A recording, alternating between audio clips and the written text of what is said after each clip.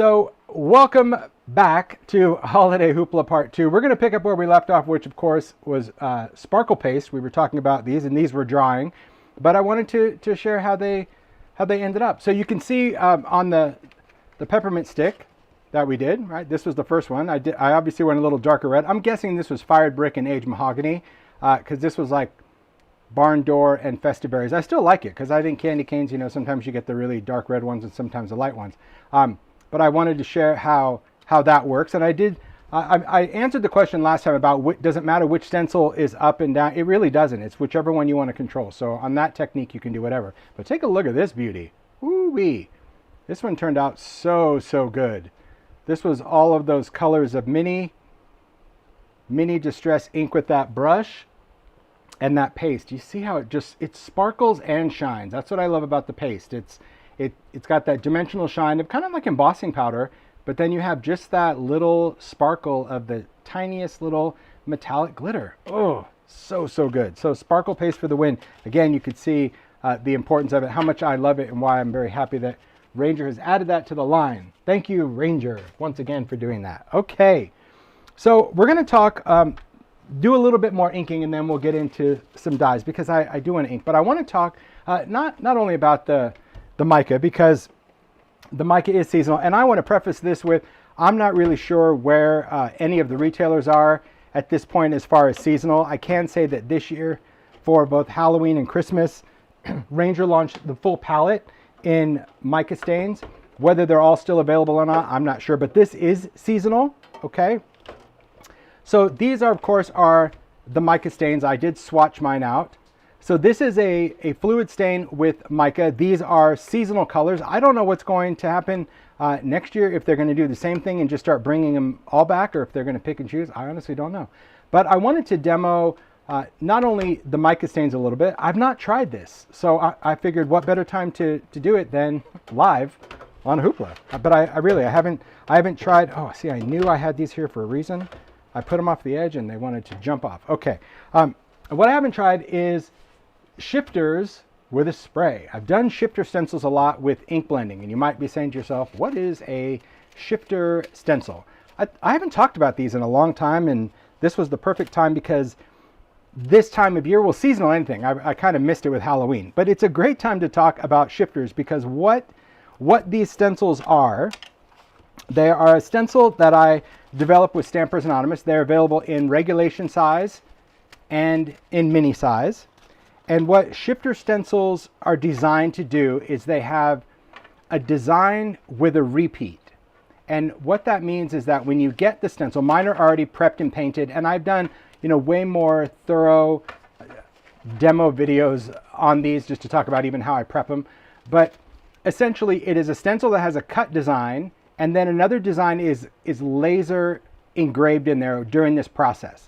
The reason mine are outlined in black is because when I get a shifter stencil, I take black distress paint, I rub over the top, and I wipe it off immediately, and the black paint stays in that outline area because you need it to shift the design. And I've done so many different ones. This will be a great one. We'll do that one for the season. In fact, I'll take it off of the ring. And like I said, you can do, comes in big or mini. I think I'm just going to demo the big ones just because I'm working with sprays, but I don't mind just having them all out so I can kind of pick through them. But here's what shifters do. It allows you to take a design, for example, this stencil, and position it over a background and do one color, and then shift the stencil and do a second color. So if you see, this is open to allow the black, that's covered.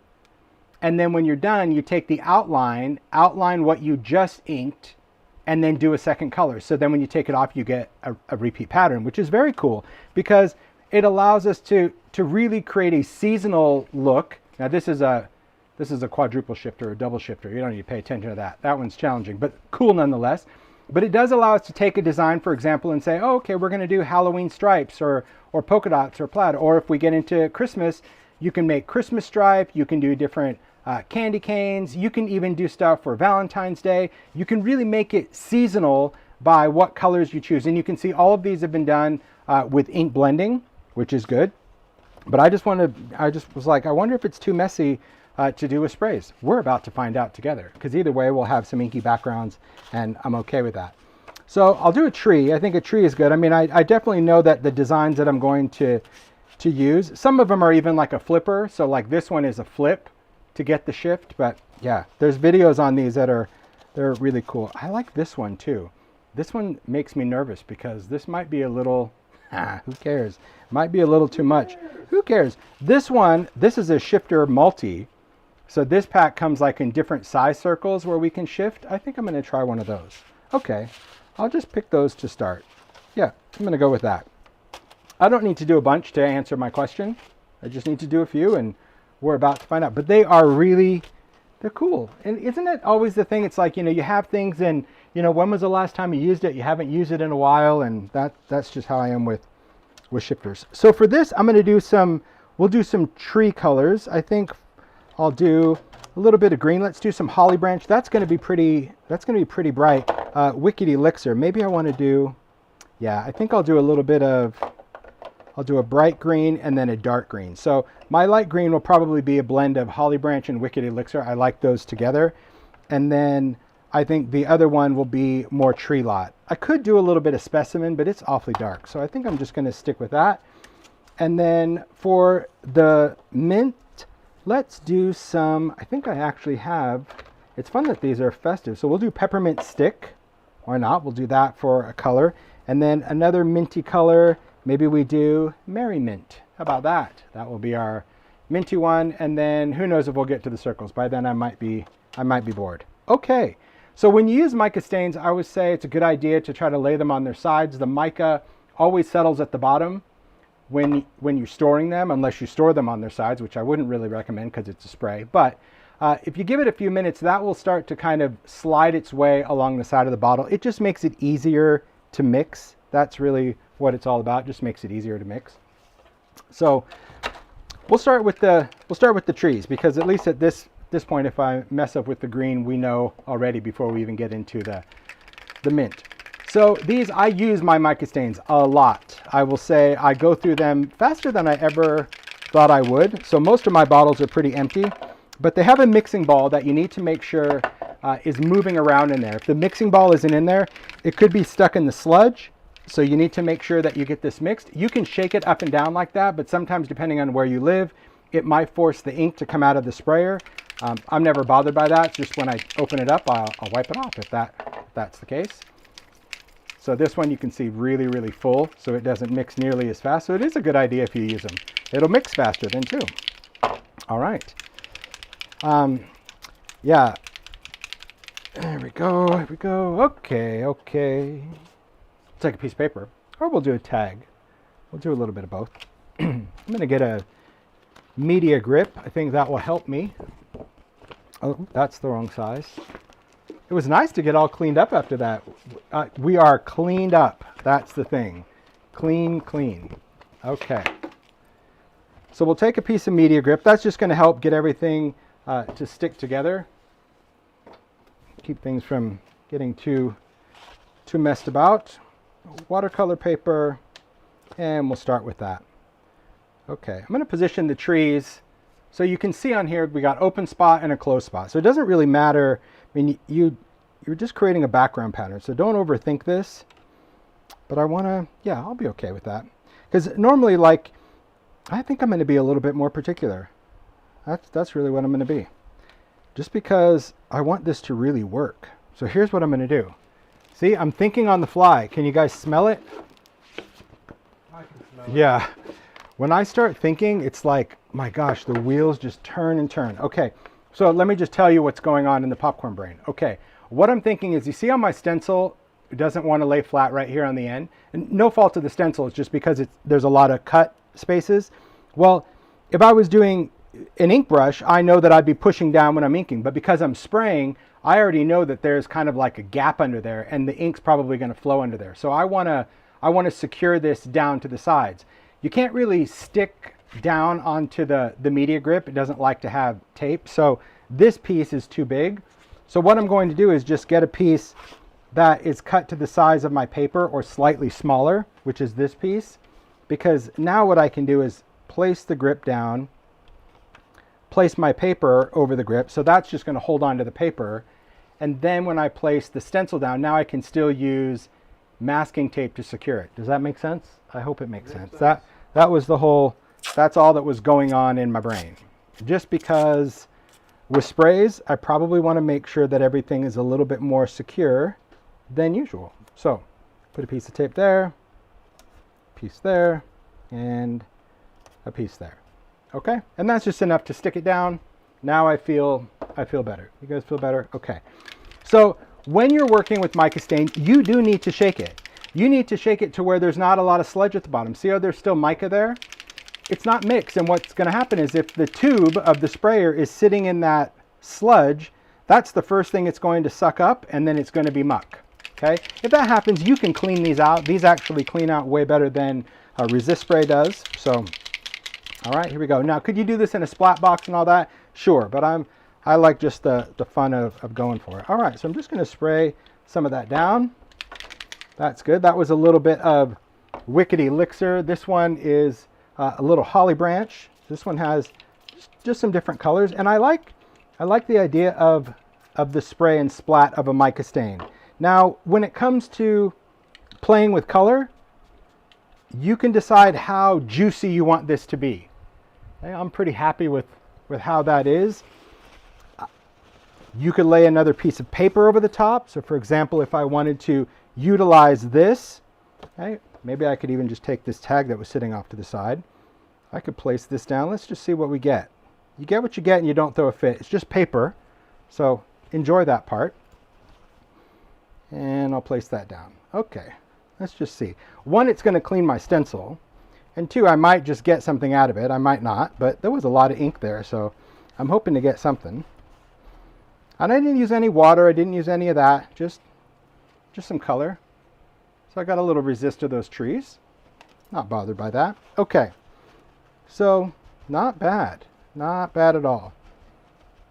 Okay. So once you're done with this, we do need to take this stencil off. So I'm just going to lift it up. See, it's still a little messy. That's all right. I'm still going to go for it. I'm going to drop this in the water. I'm going to clean that. I'm going to dry this and I'm going to shift it. I want to try. I want to try. Okay. Let's move this. Get this tape out. Okay. We're going to dry this one. Now, whenever you do a background, some people like crisp and clean, and I know that anyone that uses sprays, if you like crisp and clean, sprays are not your friend because they spray and you could risk getting blobs. And that could have been from me pushing down. I don't know. I'm not going to push on the next one and we're going to see. But that could have been caused from me trying to print from this tag because you can see there's a lot of squish. Maybe I was the problem. Maybe it actually worked the first time. We'll see on the second one. The second one, I won't squish. That's how you learn. You learn by doing and not being afraid to answer your own question of, well, what if I don't do this? Well, then you should try it. If you try it, you'll know right away if that was the cause or not. Okay, so I'm going to place this down. My stencil has been in the water just to kind of rinse off that first color. Does it really matter? Not really. I just didn't want to have so much ink everywhere, so I'm just going to lay that down, dab this. If you work with paper towels, especially to dry things, it's nice because you can then have a damp paper towel to clean up your mess. You know, cleans up that mica stain easier than dry. All right, but we want this stencil to be clean, which it is. All right, so we're going to place this back down. So this is where we were. Does that make sense? I'll hold this a little closer. So this is where we were when we did our first spray. So now what we need to do is shift the stencil to where it's going to cover or outline that design. Now what's going to happen is it's going to shift. It has to shift right or left. So it's going to open this up. So you can mask it off, which is what I'll ultimately do. You can mask that off. But this is always about creating a background pattern. Okay, so don't freak your freak at this point. Not yet anyway. Okay, let's get some more tape. Okay. And place that. Stick.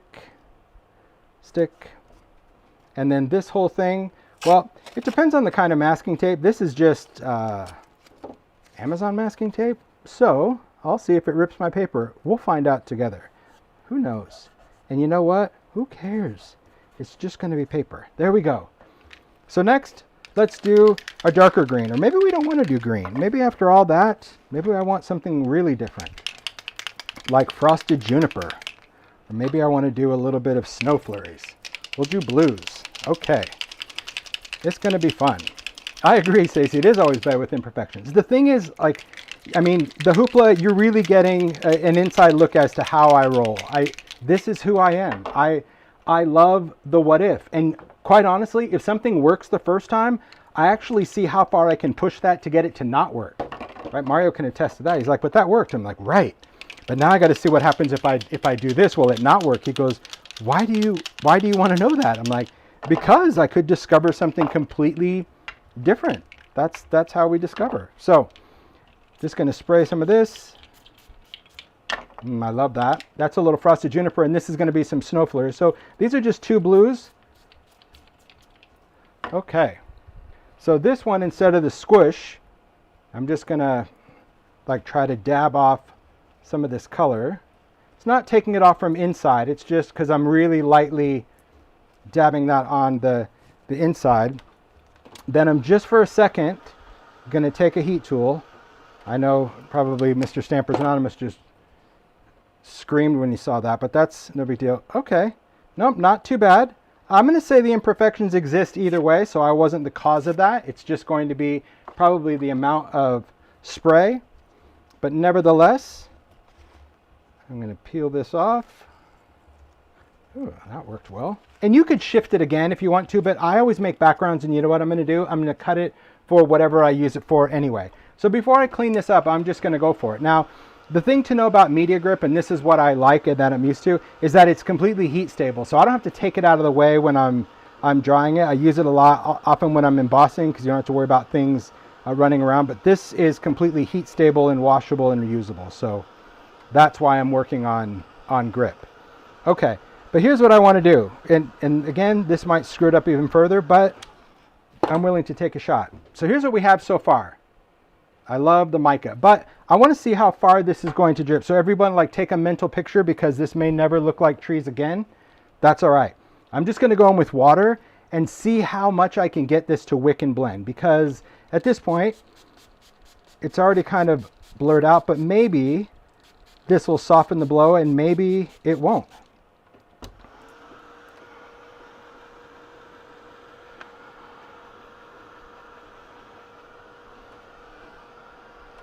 All right.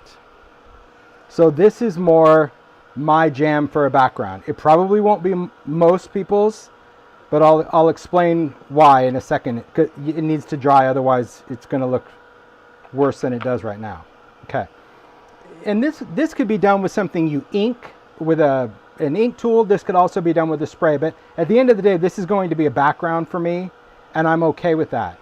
But I knew from, like, if I was doing shifters, I'm going to stick to blending because I like that more of that crisp look. But for certain backgrounds like this, I'm okay with the spray. But here's why I did the water.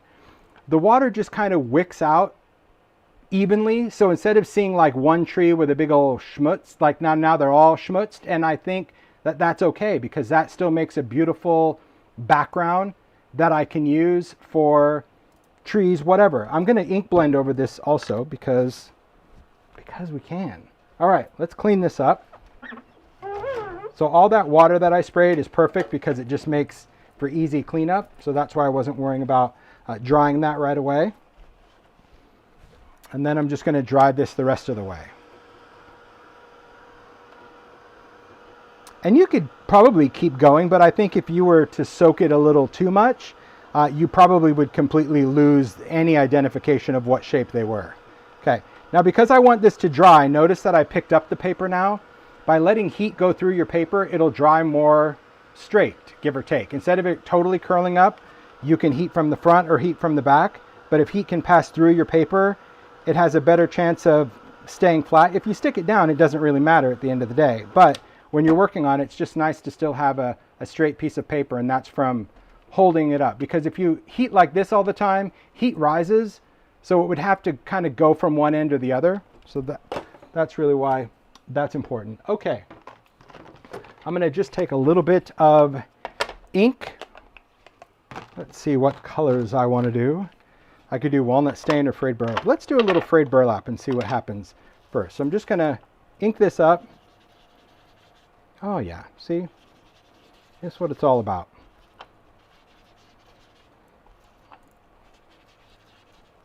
Notice as I'm inking, I'm really trying to make sure that this one it's like joins the party. Because see, every time it's like, nope, I'm like, get in there. Be nice. All hands on deck. There we go.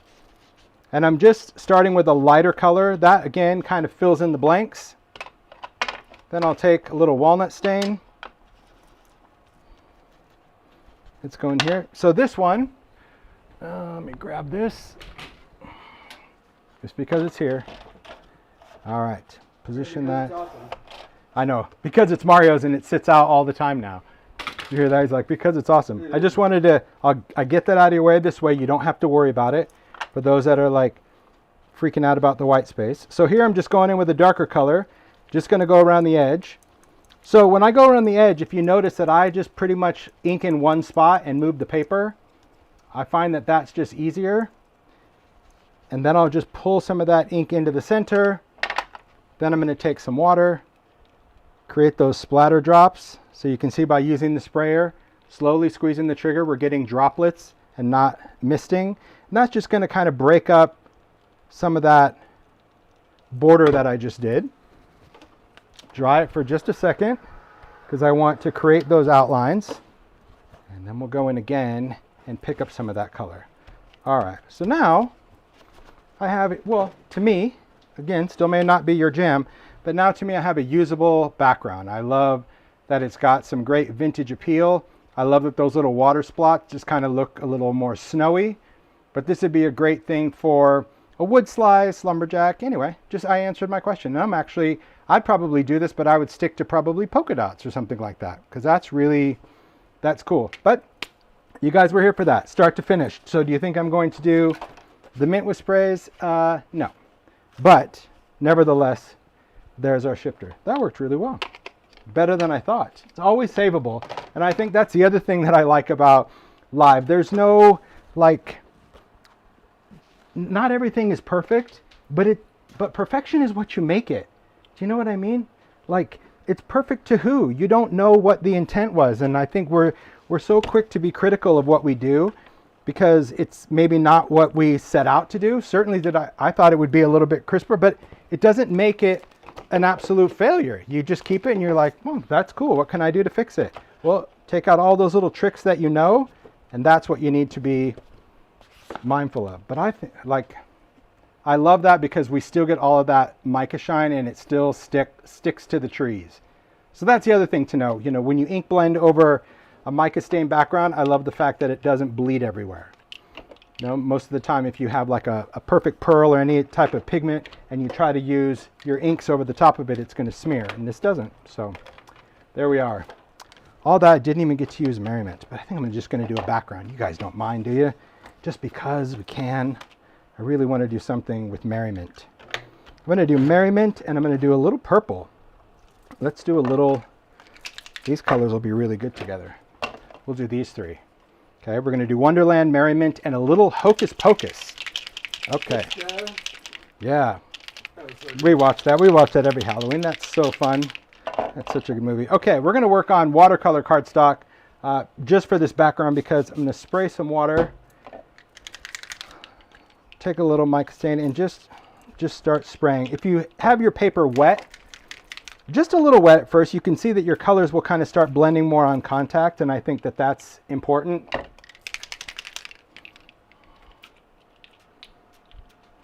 All right, good to go. Add a little bit of water and just start drying away. Now, water's your friend, so if you see something that's a little too much, wet it. If you want some movement, move it. You know, move your paper around as you're drying. It doesn't have to stay flat. Like, let those colors blend and wick. You really don't know how amazing this is until it's completely dry. That's the whole thing. A lot of times with mica stains, you know, they don't really look beautiful and shiny until it's dry, and then that's where you see it. You can already see that mica starting to come through as it dries. It's like, oh, so good. Okay, and I'm gonna see what I can do with some of this because I still want to create a layer.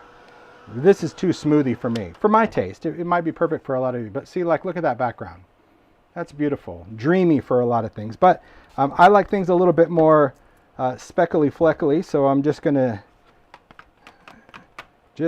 take my paper and just start splashing around in there. It's just gonna start adding some color in different areas, and I'm better for that. There we go. That's more my jam because, see, I can just add drips of water to it. You do you. You know, you have to do what works for you. But never be afraid. Never, never be afraid. Because I think you'll surprise yourself. When you lose that fear factor, you really will surprise yourself with so many outcomes. Now, replicating is a whole nother story, because once you do it, you're like, that's amazing, and then you can't really replicate it again. See, but I'll hold this up now. Now you can see, in my opinion, it just has way more character and depth, because Mica's, the whole thing about Mica stain is they maintain their color integrity. So meaning, when that blue ink has blue pearl, or the Merry Mint has that minty pearl, it sticks. So even though it's on purple, it's still Merry Mint. It doesn't become overpowered by purple. So when these mica stains flow, because it is a dye and a pigment, it will sit on top of other colors regardless if that color is lighter or darker. So that's why I'm always, you know, about like dipping it in there. Beautiful, right? And it's just done. It's a great, great background. So there you go. A couple of quick backgrounds. This could be die cut, could be snowflakes, could be really many, many things. The whole thing is just playing. All right, let me clean this up and we'll keep moving. Got a lot of stuff to cover. That was fun. I have to say I enjoy just spray time because I'll just spray through so many different things because I like it. I like the mess of it all. All right, close that one. Closing that. I've got these just stored over here. All right, put them away. That's where I'm going to put them in a little basket. Crayons, because it's still my little holiday making station. Got to say that. I have that set up, don't I? You do. I do. I like it. Okay, got this cleaned up, this out of the way. I'll bring this off to the side. Thanks, Mario. Sure. Okay, so fairly clean over here. Just gonna dip my hands in a little water. You guys don't mind? There you go. Just got to clean that up. Okay, so we're gonna talk this part of the hoopla about what you have and maybe some different ways to think about what you have. Okay, because as I mentioned in part one we did a lot of different techniques, a lot of different ideas as to how to alter things with alcohol inks and paints and glitters, and now we just did some sprays and paste. But there are some things that are really important as we approach the making season that I want to talk about, and that is there's many things, and you may not have these dyes. That's okay. It's not really about these dyes. It's just about looking at your stash for what you have and looking at things a little differently. It's all about perspective, always about perspective. So when it comes to holiday making, I always find great value, and I talked about these when we launched them last year. I find great value in structure dyes, because these are things that can be modified so many things. Zoe's like, chapter 3. Yep, this is the chapter 3 launch. Probably my most favorite launch ever that I did with Sizzix, because it's just something so functional, and all of these adapt so well. And I've seen them used in so many different things, from junk journals to card makers to scrapbookers to any of that. So the cool thing about these particular dyes, right? So these dyes have so many different components, like this set, 49 dyes, 54 dyes, 45 dyes, and then we have these inkable dyes, the labels and the tags. These were the same tags that I mentioned in part 1 of the hoopla that we did last year with foils. So you can foil with these dyes as well. But these are really great when you think about ways that maybe you want to do smaller cards. Maybe you're not a big card maker, but you want to do some little personal things for, you know, the mail people or people at work or whatever. Well, a die set like that is going to allow you to create custom, like this one has a card and an envelope die. These label dies can cut out little windows in here. So if you go back and watch chapter 3 video, you'll see so many different ways of how these dies could be used. Same thing with this. If you like to do mini books and maybe you want to do something for the season, or you're doing project life, or December Daily, any of those kind of memory keeping elements, these kind of dies, if you have a die cut machine, can add interest to those, because you can cut a folder out of matching paper or sew it in. This one has a little specimen or a slide frame, so you could add a little photo in here. So maybe a school photo or a photo booth. There's numbers, so you can do 25, right? So you can completely customize. You can put the year here if you wanted to. There's a lot of ways that you can take these dies, and all of these have a number set of some sort. This one's perfect for gift cards because it does a little coin envelope. It's got a card that you can attach a gift card to, slide it in, but you could decorate it. So whether you're stamping, whether you're doing any kind of pattern paper, there's this. These could be either additional elements in here, or you can use these to cut out windows. All of these are framelets, meaning you can drop any of these other shapes in this die first. And for example, on the front of that envelope, it could cut out a window that you could put acetate in. You can use it as an advent. There's so many great ways to use everyday dies for the holidays. This one in particular, we mentioned this. This is great for gift tags because, as you can see, there's some really large ones. Now these are inkable, so you can do archival ink to ink this before you cut it out, and it will deboss the color and cut it simultaneously. Or you can use your hot foil system, and you can foil these with this die. So it will foil that little debossed design. Same thing for tags. So this is another die set that will cut 3 different size tags, a number 8, a number 5, and number 2, and then it comes with 3 different types of reinforcements. These are just simple dies that maybe you have them, maybe you don't, maybe you've never seen them before, but if you're looking for some great shapes for the holidays besides just cutting card bases, this is really great when it comes to working with this. I saw Sizzix said the ink lines.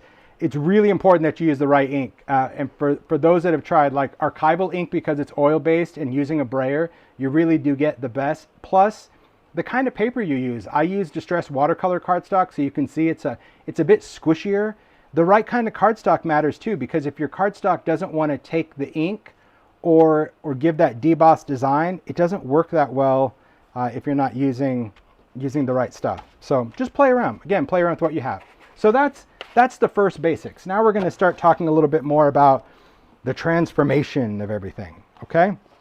So one of my favorite folders that I was really happy that came back this year as a multi-level is this. This was Holiday Knit. We actually did this as an original texture fade with Sizzix, but with the new technology, we're able to reimagine this design with multi-level. And this is very quick to do backgrounds. You're going to see one of the cards I did. Very, very quick, because you just ink it and off you go, right? It's just that simple when it comes to working with this folder, that you take an ink. In this case, I use Distress Oxide. Play around with different inks that you have. You can use pigment inks. I don't often use Distress ink because it seems to bead up a little different, but Oxide is really cool. And because I wanted more of a linen look, I'll give you a kind of a close-up look of how this one is. So this is Lumberjack Plaid Oxide. I just take my Oxide pad and I follow this design. So I'm not circular and I'm not squishing. I'm literally going horizontal and vertical just to create kind of that little crossover, so I can still get some of that white paper to show through. And by inking this side, that's the raised side where your design is recessed, when you put your paper in, so you start with your white paper, plain paper, and then you close the folder, when it goes through, it not only embosses the pattern, but it pushes in the color. It debosses the color, it transfers it. It's very cool and so simple. So creating your own custom backgrounds with a folder and an ink pad is a good idea, because you don't always have to get colored cardstock, or maybe you're looking for everything to be matchy-matchy, and a lot of people are selling multi-packs of cardstock. Just off you go. You just go in and run that through, and you can do them all the same red. You can do different colors. So you can take a red ink pad, a green, this is the side, a red, a green. You can do whatever you want and deboss, and that's what you end up with. Now, again, what I work on, I like thicker cardstock. So this particular one is Distressed Watercolor cardstock, 114 pound. You could do 130 pound. Play around. If you're not getting good ink transfer, try your paper. That's it. But I don't use any water or anything. Could you? Yes. But then you would get more of a watercolory effect and not so much of a clean effect. That's a fun one. Then for other backgrounds, I love wood grains.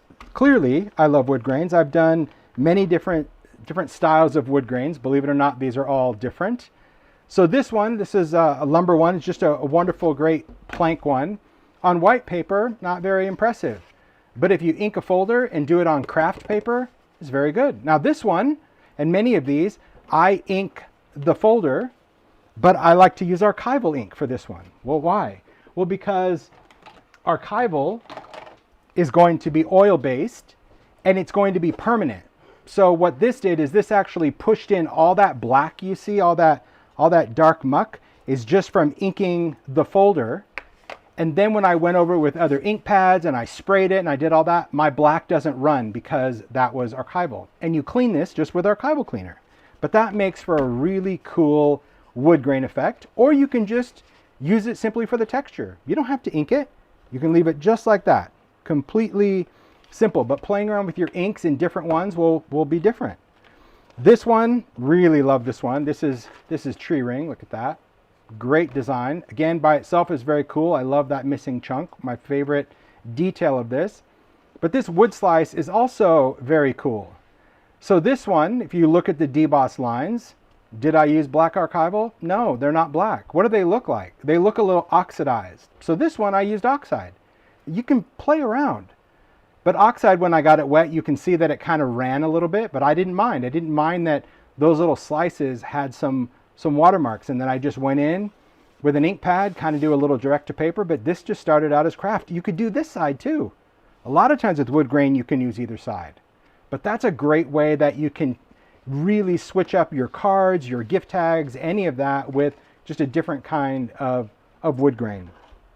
This one I really love because sorry, newest one. It's just got some great knot holes and it's very textured, very chunky. Some people love it, some people don't, and that's okay.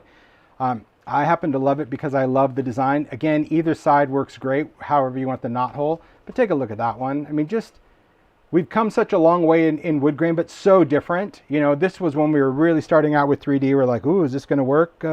Yeah. And then it was, okay, let's work in the round. And then this was like, okay, let's just take it a whole nother approach. You could even create birch, right? Beautiful wood that you can create just some soft colors. So this one, instead of inking it in black archival, I used hickory smoke. I used gray on white. That's it. No other inking on there. Gray and white and you're done. This one, craft. But this one again, I did black, but then I did some ink rubbing. And I mean, it's hard to stop. But once you play, my advice when you're doing this is write down some instructions. If you're not one to kind of remember things, write down some little recipe cards. And then once you do it a few times, you'll be able to recognize what you did right away. But you might have a wood grain embossing folder. It is perfect for Christmas, whether you wanted to do brown wood, and that's just craft paper. And the reason I say craft paper is because working with craft, so this is Distress Craft Heavy Stock. This is 130-pound craft paper. So it's really substantial. But by starting with craft paper, if you want brown wood, it just saves a lot of ink. Because otherwise, if all your paper was white, now you're inking white paper brown and you're doing... So just start with brown. You can still make it different shades of brown, but this just eliminates a whole other step. And that's why I really wanted Ranger to bring this into my line when they did, because I've always looked for a good craft paper that didn't fall apart.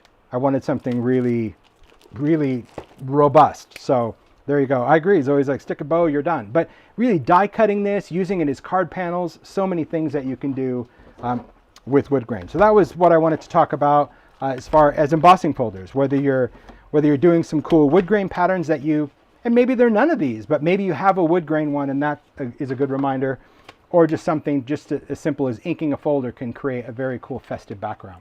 All right, so speaking of backgrounds, I talk about this every time we released them, and that would be background dies, okay? Background dies have so much potential, and when we're designing it, I have to commit to a season, a theme, a color palette, as most companies do. So the packaging itself is like, okay, well, when are we releasing it? Well, this is Christmas. So I've already shown how you can use this for Easter by cutting out, pastel colors, all of those things. just keep that in mind, that background panels are very, very versatile, especially this time of year, where you can take a die, you pick your color cardstock. This is a perfect time to maybe add a metallic layer. Okay, so this particular die, you get the card panel, and then you get 2 plaids. But remember, these plaids, if you put them both the same way, well, then they're matchy-matchy. See, that lines up. But if you flip one, you can do a whole other layer. So now you can have 3 layers. You could have that red, the black, and that metallic. But that just gives it a whole different festive vibe. Changing your palette, same thing. Maybe you want to do, I don't know, that's a green layer. Maybe we're going to put it on craft. Maybe we want to go a little tartan, and we want to put that red on there. Or maybe we want to do black. Oh, there you go, Mario. Is that plaid or tartan? See? So really, what makes the difference? Well, you can Google it, but it's a specific type of plaid. I think it has to do with Scottish. It's very particular. But I love the color. So there's adding black onto the red, onto the green, or maybe you want to add metallic, and maybe you just want to do metallic over green, or maybe you only want the 2 thin layers. Maybe you want it over white. I mean, gosh, there's really so many possibilities with your backgrounds just by switching up your cardstock. And that's what the Hoopla is about. The Hoopla is about reminding you maybe of what you have. Maybe you've never seen these before and what you can get, because these are really quick ways to make a lot of holiday cards. Okay, really. It's a cool way to step up your dies. Same thing on this background. So this was a candy stripe. I love this one because the layered stripes. This could be, of course, for any season, but I like that you get a card panel die with all of these. So that's a die that's just going to cut this card panel.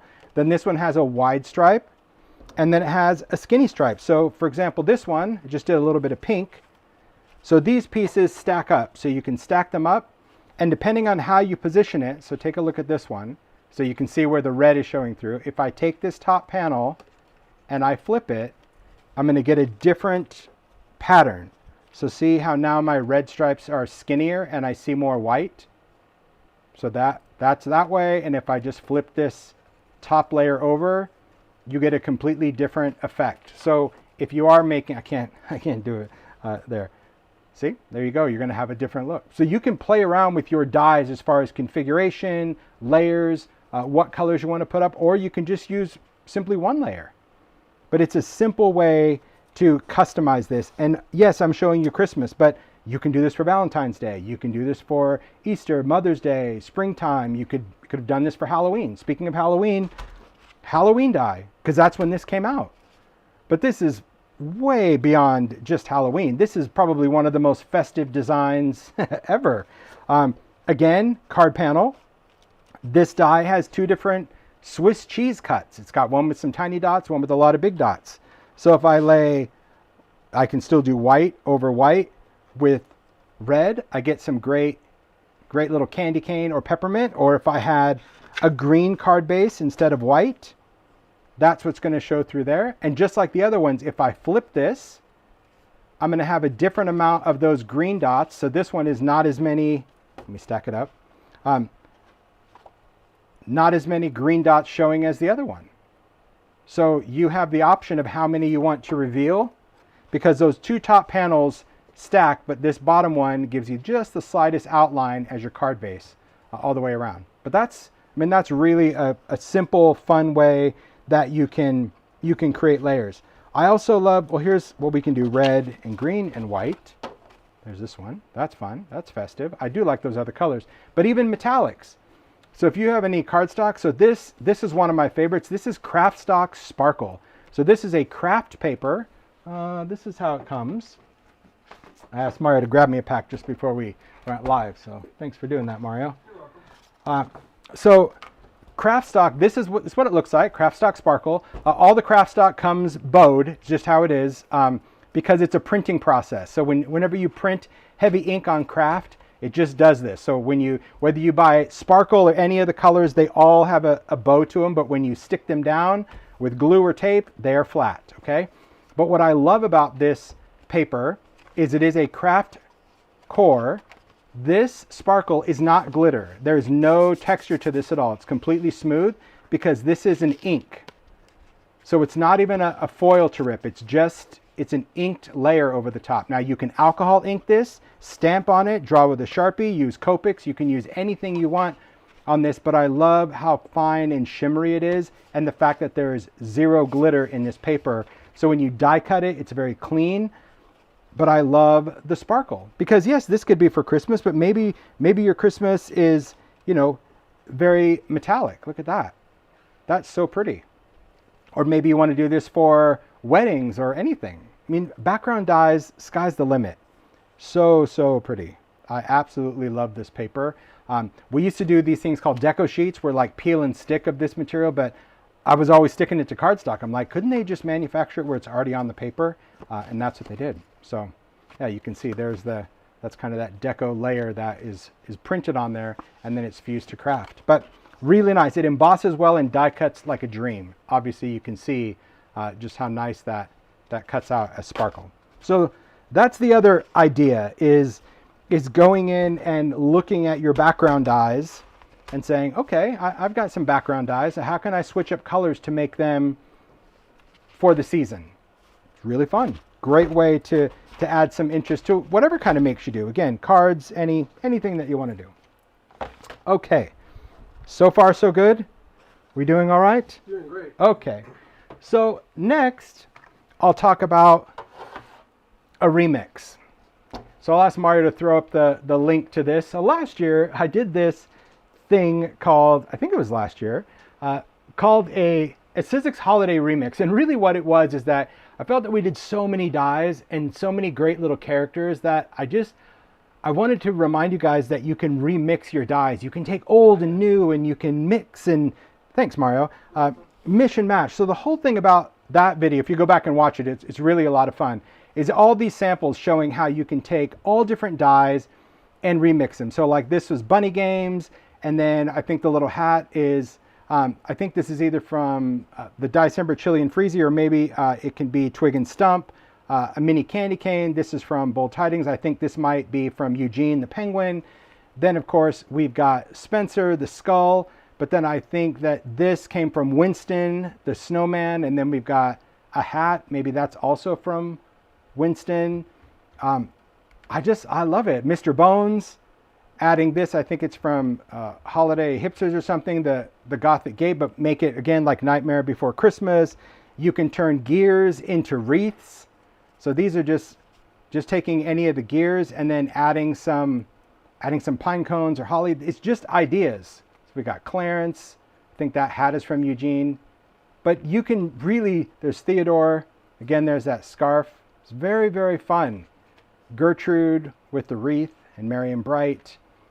Or just mixing holiday dyes, right? We had the Candlelight from Halloween, and then Brushstroke, Twig and Stump, and then this is potted. Just kind of made him look like he's hanging out in a hot tub.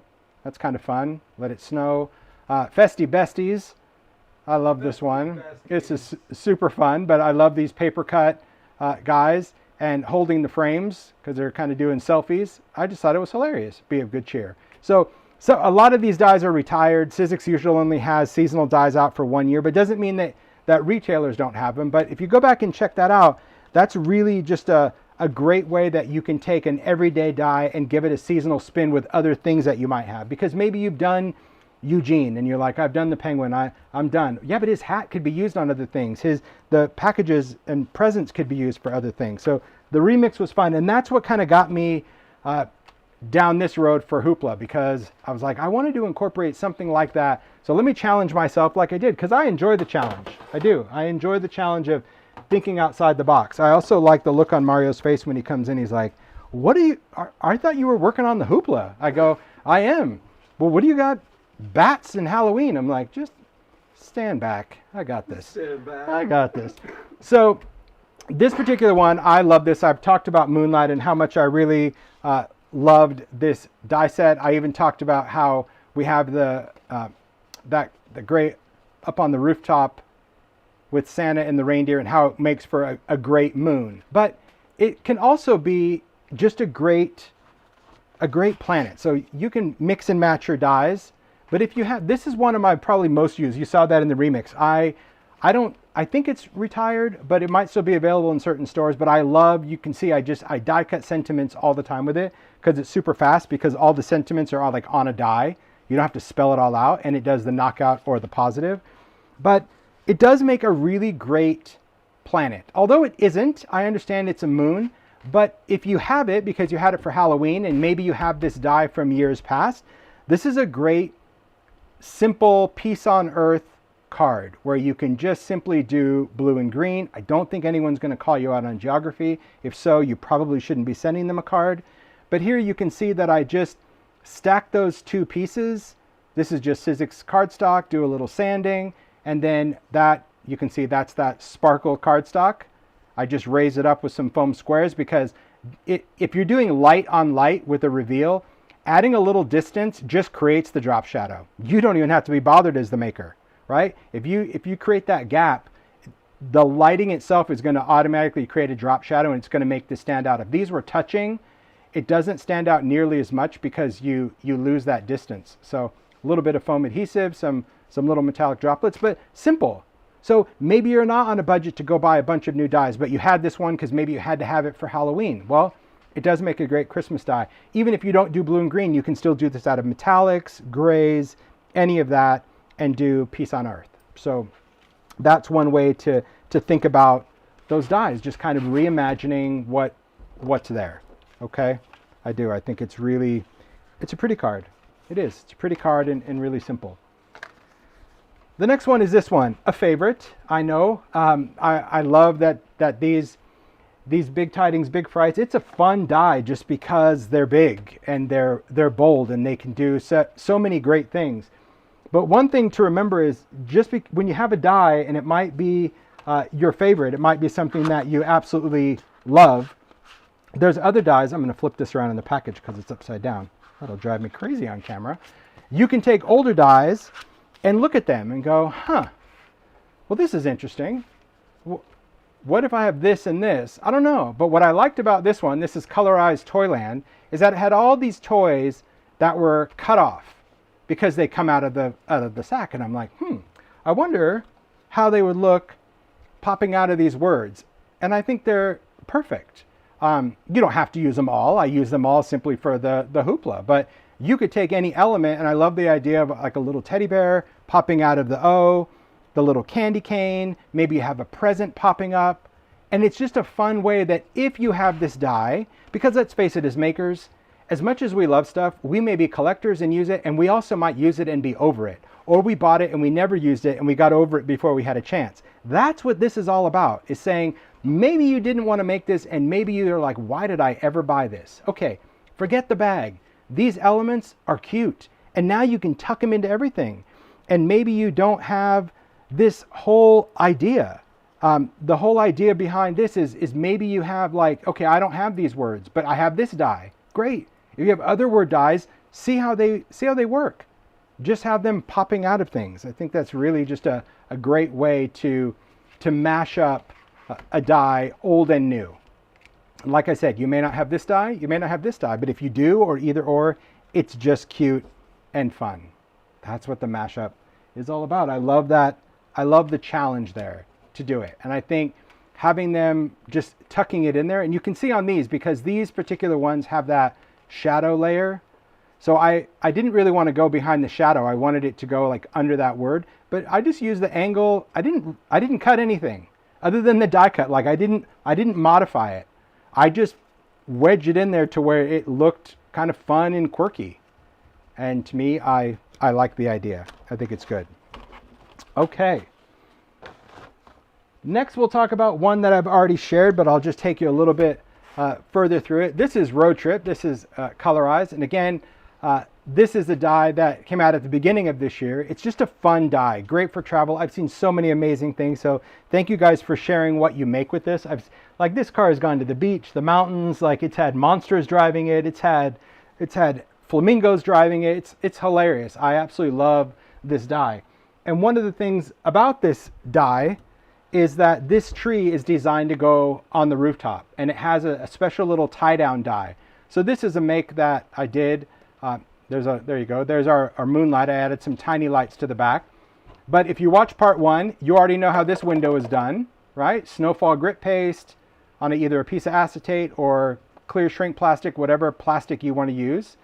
And then I just use an Ideology vignette box, a little bit of tiny lights, but I think it's really fun. So there's the tree and the little tie down. So that little die is different than this one. Obviously, see, that's much bigger, but that comes with Road Trip, and you can tie it on to the roof of the car. And you don't have to put it in a box. You don't have to do tiny lights. You don't have to do anything. But this is really a shakety shake. There's actually mica flakes. There you go. There they are in there. And we know mica flakes from, see, part 1. It all comes together when you think about the elements and what you can do and what you can make. That to me is what's really important. Is maybe you want to make cards, maybe you want to do something specifically for home decor, but getting out those pieces and saying, you know what, I'm just going to play. Do it. Even if it's only for you, do it. But I love this little shakety shake box. It's fun. Yeah, it doesn't move around. It doesn't have a fan in there. That'd even be better. But I like the fact that if you pick it up, you can get that little shakety shake sensation. I like the fact that at night it does create a perfect little holiday glow, and then a little Ideology on the bottom. So again, an everyday die, simply everyday, that you can switch up. Okay, so far so good. So as we go through, it is important to remember that what's often pretty simple, I always say, the ordinary is often the extraordinary. And I believe that because I think we can see things, we can see dies, and maybe this is a favorite and you think, oh, it's a favorite, so I can't use it for anything else. But that's really not true. I think sometimes you can always customize things. So this one, the Gentleman, that came out at the beginning of this year as well. Last year we did a vault series, and this was a Christmas vault. And I love the Festive Gent because he has a wreath. If you have this die, or maybe you have dies similar, it's very simple to just make these festive. And you can go crazy, don't get me wrong. We're starting simple and then we're going on. But even something as simple as adding a wreath to a die gives it a festive vibe, right? It could be, you could put little holly on the hats. If you had maybe Christmas light die, maybe you want to make it look like he's wrapped in lights. Maybe you want to put a tree behind him, but even something as simple as a wreath, you can add to a silhouette die and make it relevant. So again, even if you don't have a die, you might have some little pine chenille stems, create a little wreath and tie a bow. Simple, okay? I think that's really, really easy to add. I figured you'd like that, Zoe. That's a favorite of hers and mine. I love the silhouettes, and she definitely inspires me by dressing things up always, but I think it's really good. Really love these guys. All right. So this next one,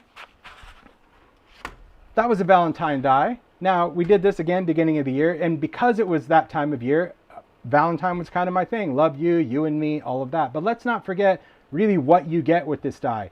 You get 2 great wood slices and a cool alphabet. Now I saw a lot of people using this for Halloween because it is a bit creepy for a Halloween perspective, but it's also beautiful wood slice because this is an inkable die that creates those little veins. You can stack it up on whatever colors, but this was always scaled for this.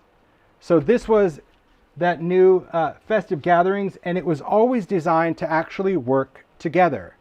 So you can take either one of these slices, be that the circle or the heart, I didn't use any of the alphabet, and simply cut out these pieces and add those around the slice. Now you can stick those at the bottom, you can make those kind of lift up, and all I did to display it, because let's face it, maybe you're a card maker, maybe you're not, but you can use all of those things to still make a gift. This is an Ideology clipboard. So this is just a clipboard that you can cover. I covered it with an Ideology backdrop just in plaid. This is not a card. It could be a card if you wanted it to be a card. I just used, there's that wood grain folder I talked about. I stuck it onto a piece of chipboard just so it gave it, I guess, a little oomph. I added some Ideology jingle bells. I used an Ideology word plaque. But I think it would make a great gift to someone to just give it to them on a clipboard, because these are easy to display. They can stand up like an easel, just leaning up against a shelf, but you can also hang them with ease. And so that just takes a regular make to another level. That could become a gift. And I think that that's really a great way to add the elements. And if you could tie a bow, if Paula was here, she would have tied a bow zippity-doo, and there would have been a beautiful bow here. I'm not a good bow tire, but you know what? Bells do the trick for me, and I love those jingle bells. Little distress paint splattered on there to create snow. Bam. Bam. But see, taking this and remembering you had this, because maybe you have it, maybe you didn't. But if you have it and remember to use it, even if you don't have this, who cares? Maybe you have some kind of greenery. Maybe it's last year's, maybe it's another brand, whatever that is. But if you do have both, it was always the intent that these were scaled to work together, because it is a great wood slice, both of them. I know a lot of people love to do hearts for the holidays, and I wanted something that you could just kind of tuck right around that wood slice and create a beautiful, beautiful little home deck piece. Simple, right? That's what it's all about. And I do think it is important about keeping things simple. Okay? Moving on. So far, so good. It's like show and tell around here. But that's all right. Because if I had to build all these, no way. These were days of, well, first you had to think about it. Then you had to be in the pressure cooker. And then, oh boy. Okay, now you're all right. into the cool ones. Well, oh thanks, Mark. But these are super cool. Oh, all right. Yeah, see, already he's like, whoosh, okay. So this one, I love coffee. Well, we love coffee and tea. And this is just a fun one because it cuts great coffee cups and teacups. They're stackable, all sorts of things. But, you know, for this time of year, especially when you're looking for quick gifts, there's a lot of ways that we can create different ideas. And this one, I mentioned this even when we launched this, it's great for coffee, obviously coffee and tea, but it also makes for great hot chocolate. Now, you could call it hot chocolate, call it whatever you want. But if you had something a little festive that you can add to it, that makes it even better. This is an older die, long retired, but it's one of my favorites because any die that you have a lot of little tiny things, very, very beneficial when it comes to remixing. So this, I made a tiny little card. It just says, "Be of good cheer." It's very, very cute. And all I did was, this is the 3D folder. So this is a great way to give someone a Starbucks card. Great little gift card holder. But our base, that's this. That's going to be our cup and saucer. Perfect. Okay, but that then, is just brilliant. It's cute. It's brilliant. Thanks, Mario. Okay, sorry to interrupt. No, go for it. So this is just the background. So that's where I got the card. So on a card, you can create two backgrounds just by slicing this in half. And then you have a great sweater background. I love that. But then you can just add little elements. I thought this little guy, he's just funny. He's hilarious with that expression. There's some tiny little, there you go, little holly leaves. I put that because that just makes the cup festive. Had a candy cane. I didn't use the bow. I didn't have to. Just used it. And because this cup has a slice in it, I was able to slide the candy cane in it. I didn't even have to cut the candy cane. The only thing I modified was this, because what is hot chocolate without a little whipped cream? So all I did was build the steam, this one, but then I just cut it off right there. So I just got like that final little whip. Stand back, Steve. Boom. There you go. And then you got that great little marshmallow fluff. And then because you have that little piece that goes in the top, see, it's all hidden. And then foam tape for the win. Oh my gosh, I'm not going to lie. These things, let's see, where is my sheet? These are like the best thing ever.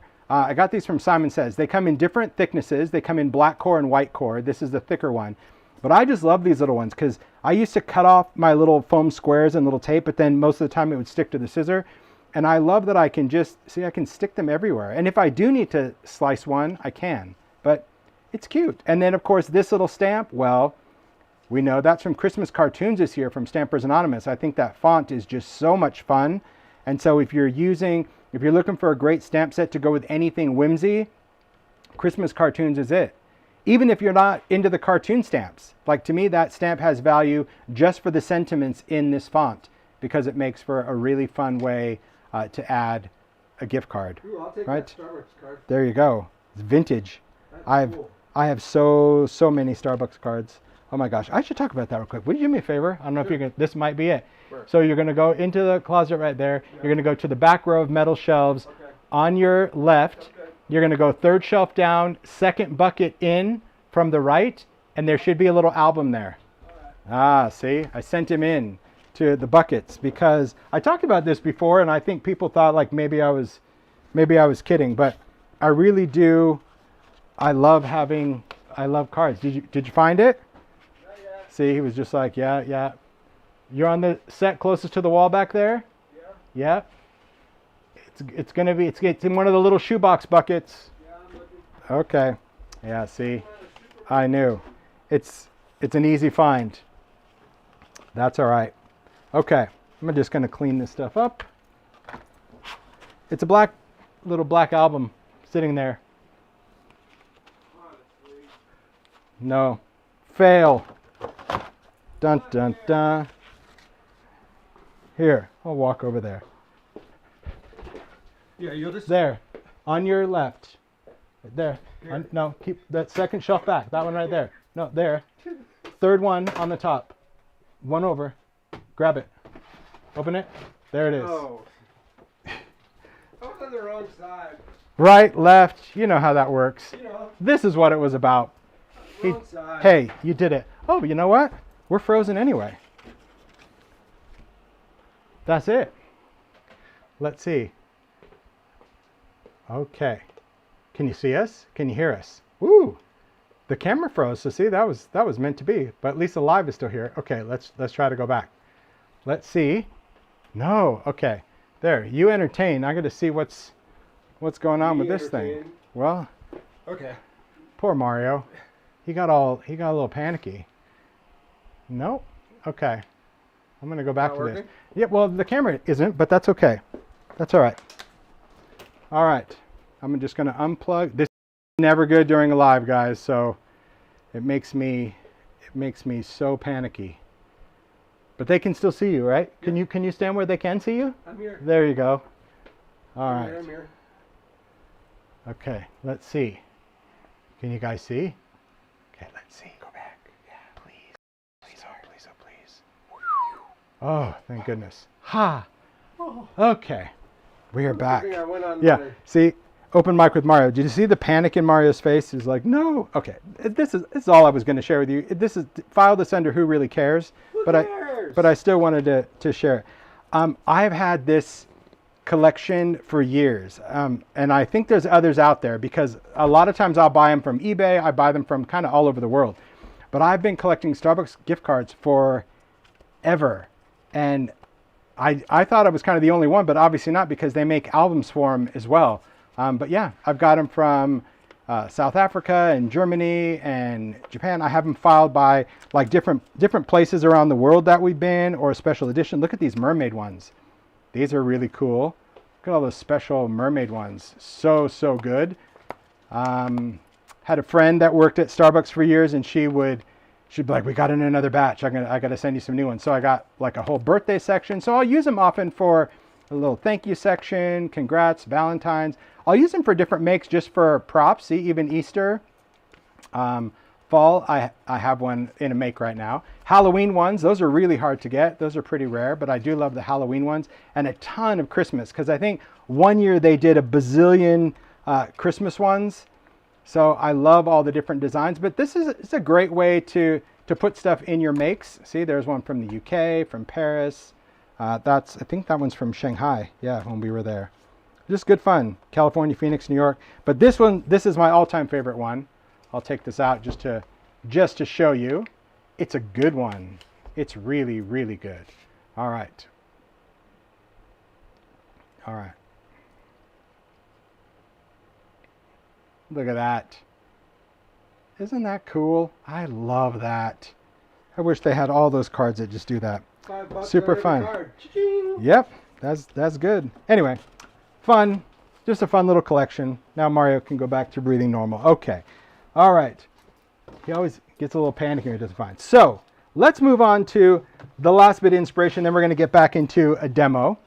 And that would be this one. Now this one happens to be my favorite, because I knew when I did this that it had a lot of potential. And you guys know I love candy. I do. I love candy.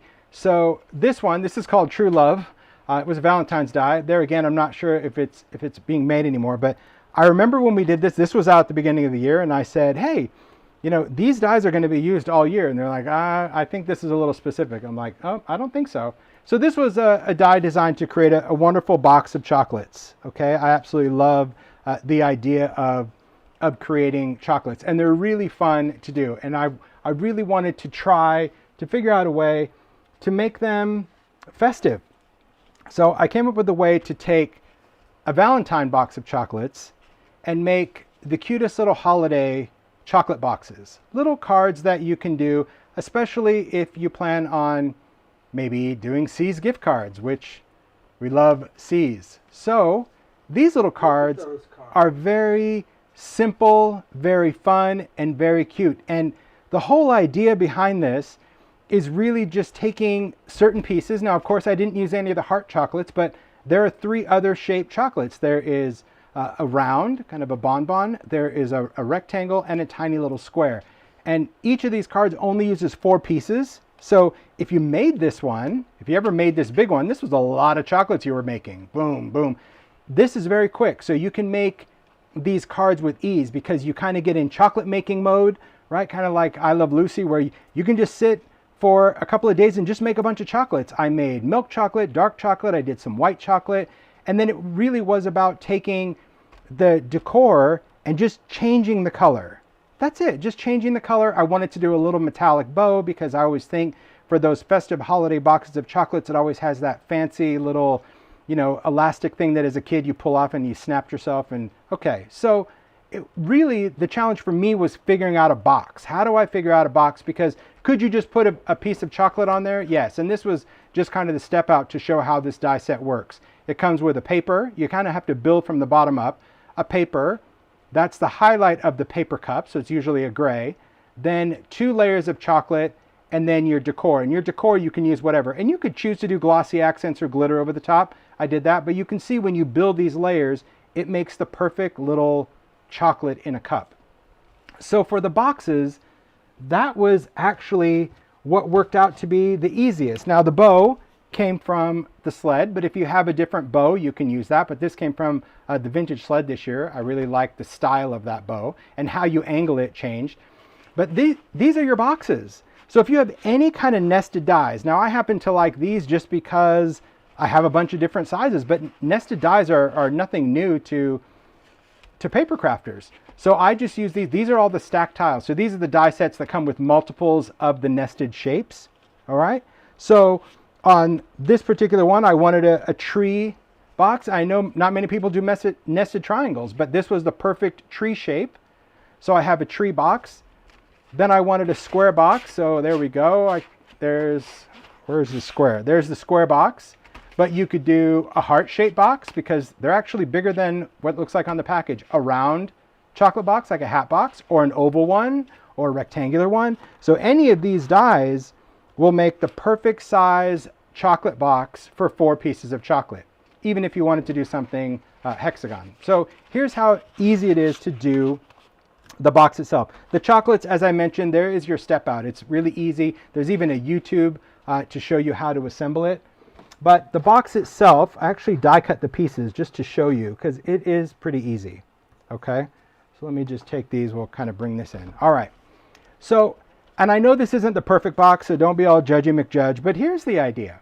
The idea is that I wanted to create something that had a foundational element very similar to this, and then kind of have the lid of the box off to the side, because to me it gave me a place to put the bow. It gave me just all the opportunity to embellish it fully. So what you do is you're going to cut out from the largest shape. In this case it was the triangle. So from the largest size you cut out 2 of whatever your box color is. Can you guys see that? We're still in frame. There we go. So there's my tree. Then for the highlight of your box, or the lip of your box, because you want the lid of your box to kind of frame the chocolates, you just do it in a little lighter color. And all you do is you nest the large and the next size down. So you put those into your die cut machine nested together.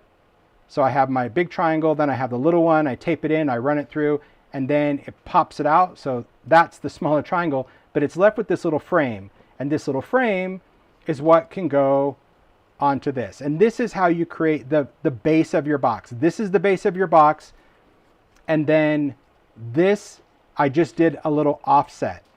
So then you cut a third one for your lid, and your lid might be a different color. You might want it to be a different color altogether.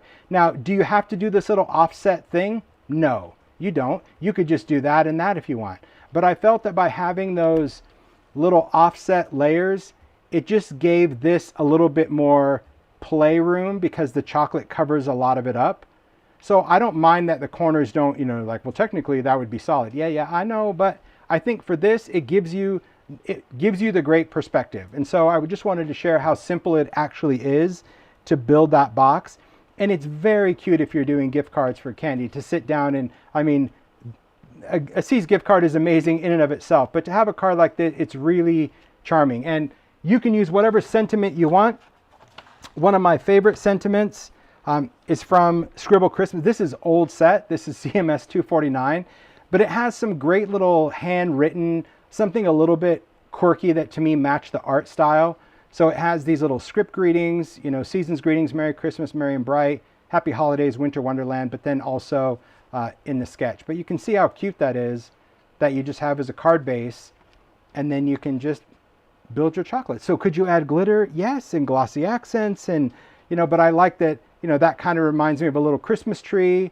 Just reminded me of seeing those holiday chocolates. A lot of fun, and maybe this is not your jam, but maybe you're not even doing gift cards. Maybe you like to make candies. This is a great way that you can add something personal to even what you make, be that candy, cookies, whatever. Just thought it was a great use, and my guess is that probably not many people thought that this die was anything other than a Valentine's die, but it really does have the ability to be any kind of chocolates. It's really just about your color palette and how you want to pair this. So I think it's really fun and a great way to sit down and use. And this is compartmental making.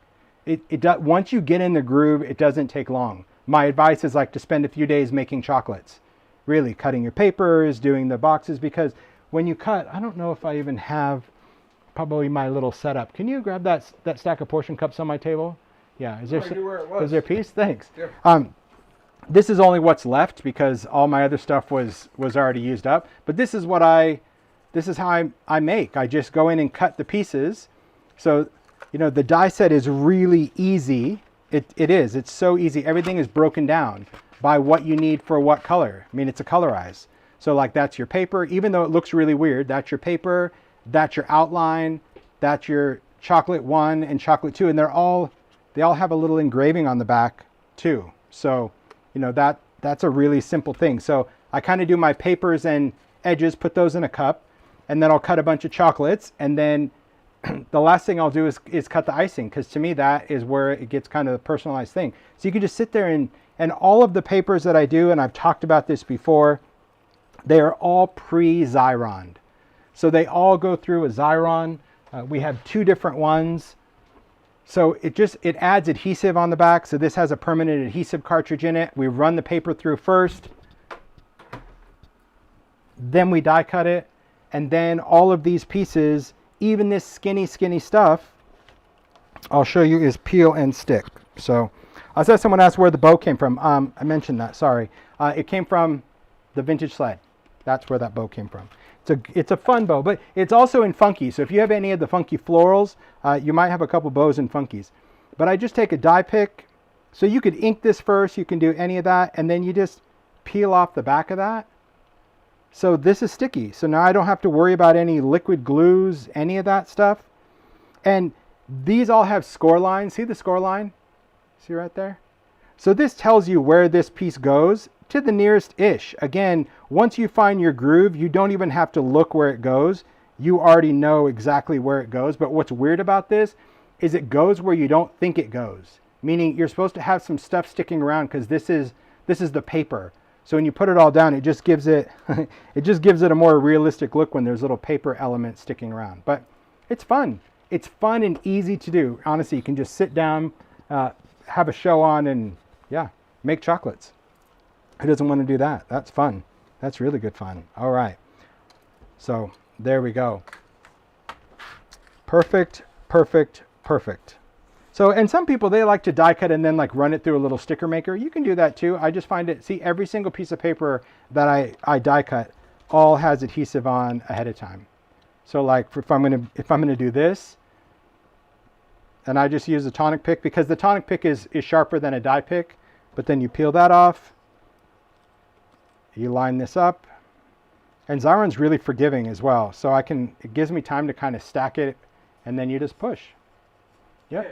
And then if you needed to remove it, you just go in with your die pick, and then just slide under there. Take that off. So simple. Simple, simple. But again, wanted to share that with you because I think a lot of those dies that we did at the beginning of the year, you wouldn't really think had any seasonal potential, and I trusted that there would be seasonal ideas because, like I said, maybe you didn't have the budget to buy Christmas dies this year, but certainly if you have this and you have any kind of nested shapes, you are off to the races. Because even if you don't have a bow die, but I do love, and you could even add some greenery. Like you could add a little bow. Now that I'm looking at this, you could add that and maybe a little pine cone or some pine if you want. Go for it. Really crazy. And there'll be photos of this. There'll be close-up photos to hopefully remind you of that, but just really, really fun. So it is. Very, very cute. What does Stacey say? They'd be cute little tags too with the swing top. Oh, for sure. For sure. Just cute. I love them. I love it. I had fun making those. I really did. All right. Let me just kind of clean some of this up, and I'm going to get the mat back. How'd we do, Mario? Okay? So good. Good. Yeah. Good, good. All right. Moving stuff out of the way. Okay. Let me bring back in the glass mat, and we're going to do a little demo. Where am I finding refills for Xyron? Amazon. Yeah. Amazon is the cheapest. None of the craft stores carry it anymore, so Amazon has it.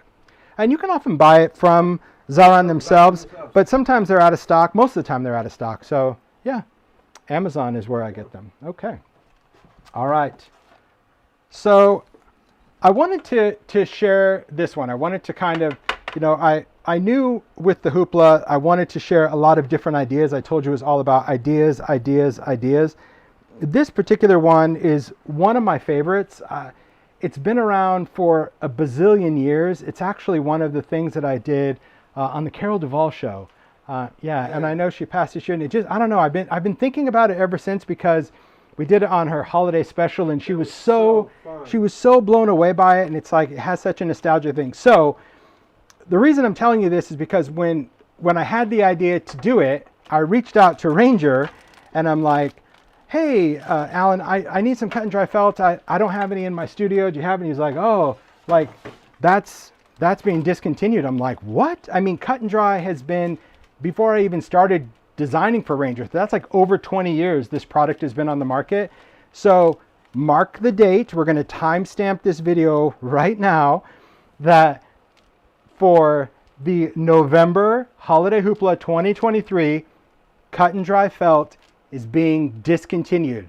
So if you're watching this on replay years later, this is the year 2023 when it was discontinued. Bye-bye. It is in the marketplace now. I made sure there are several hundred pieces that have been shipped out. So it's not out yet, but it will be gone for good. It's just simply due to lack of sales because quite honestly, unless you see it demoed, you don't know what it's for. You probably would never buy it. So that's what it is. But at least now you know. So anyone saying, no, it's got to come. I hope you're sitting on a stack of 10 before you're saying, no, it needs to go, because you can still get it right now. Okay.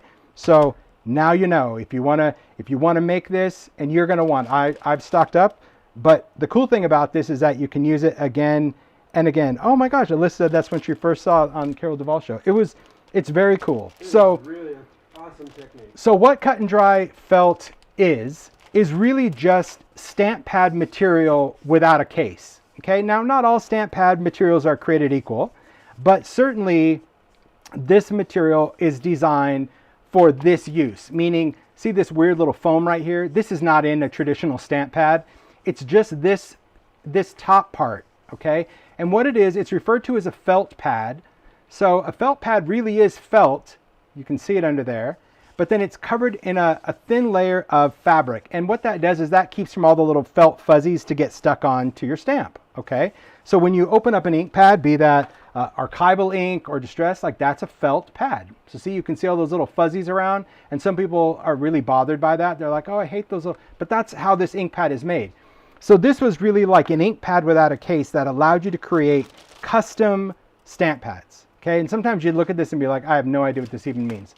But around this time of year, and that's why I really just wanted to honor Carol. I'm like, I'm going to do that. That's going to be my Hoopla finale. It's just really fun. I'm gonna show you how to do this because it is a favorite. Okay, and what this allows you to do is take any stamps that you have. It could be anything. So you could even do it with the bottle brush stamps that we did.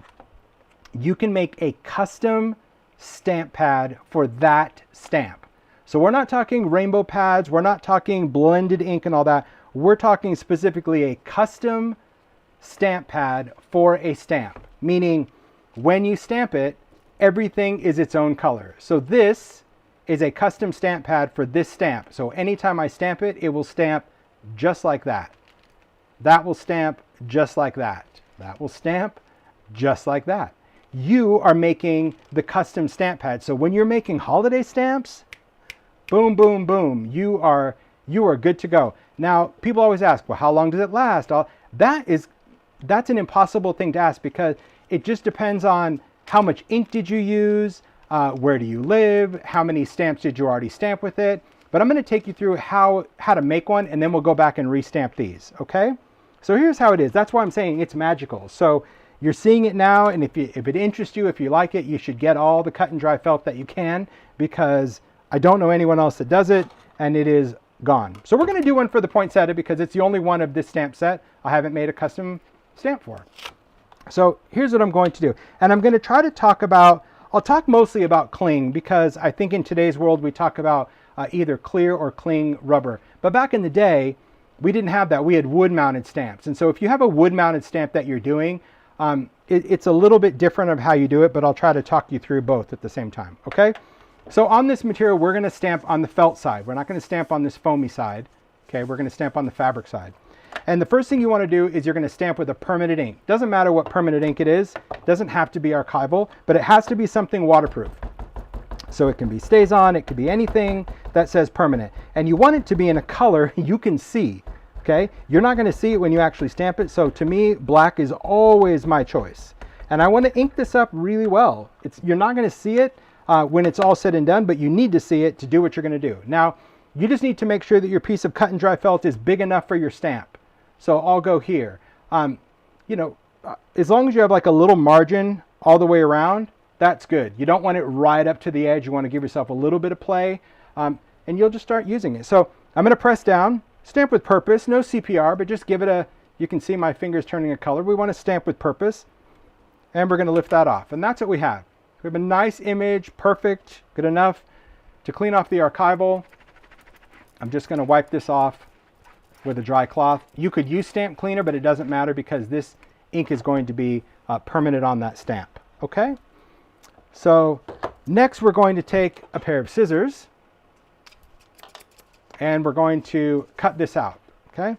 So could I cut straight across? Yeah, but actually I think I will just to save this material. So I'm just going to take this and I'm going to cut right across. Cut and dry. So it's dry, you cut it. There we go. All right? So this is what we have. We have essentially a stamp pad that we're going to make for this stamp.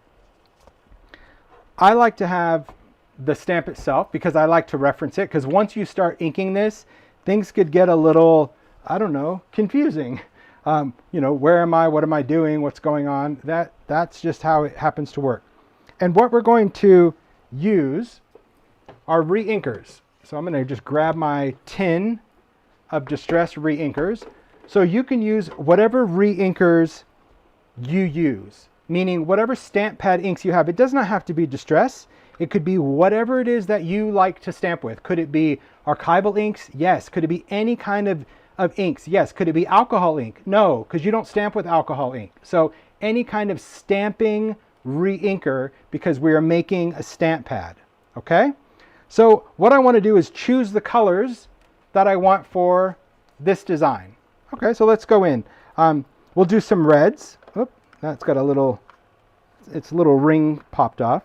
Thanks again, Kubert. Kubert made this set for me for my re-inkers. I love that. You can get these on Ranger's website. But I'm gonna choose a few reds, and I choose several because I'm making a stamp pad. I want it to have tone and gradation. So for this particular one, I'm using like aged mahogany, a little fired brick. It's just going to be fun. For greens, are you looking for the stamp number? Yeah, I got it. Oh, okay. Thank you. Yep, there you go. Doing some greens. I think I will do a little rustic wilderness. I got peeled paint. I don't think I want to do some crushed olive. I don't think I do. Where did this come from? Oh, I'll need that one. Thank you. It's telling me. Fossilized amber. We'll do a little yellow in there. So I'm just kind of looking around at what I want. So I want red here. I'm going to do some greens here. Do a little yellow here. And what color do I want that little postage stamp thing to be? I don't know. Maybe I'll do a little blue. I think that would be good. Can you use oxides? You can use any kind of stamp pad reinker you would like. So the answer is yes. Any kind of stamp pad reinker will totally work. All right, let's see, I've got some blues, then I'll do a little bit of brown, so I'll do some vintage photo. So now let's talk about text, and I'll show you these examples. Because we're making a custom stamp pad, wherever you have ink, okay, you're going to, or wherever you have an image, you're going to need ink if you want it to show, meaning wherever you have writing, if you want the writing to show, you need to have ink. Now, if you want your writing black, use black. If you want it to be a little bit more faint, see how this is more faint? Use gray. Really up to you how you want. I think for me, I'm going to probably go black, so I'll use black soot.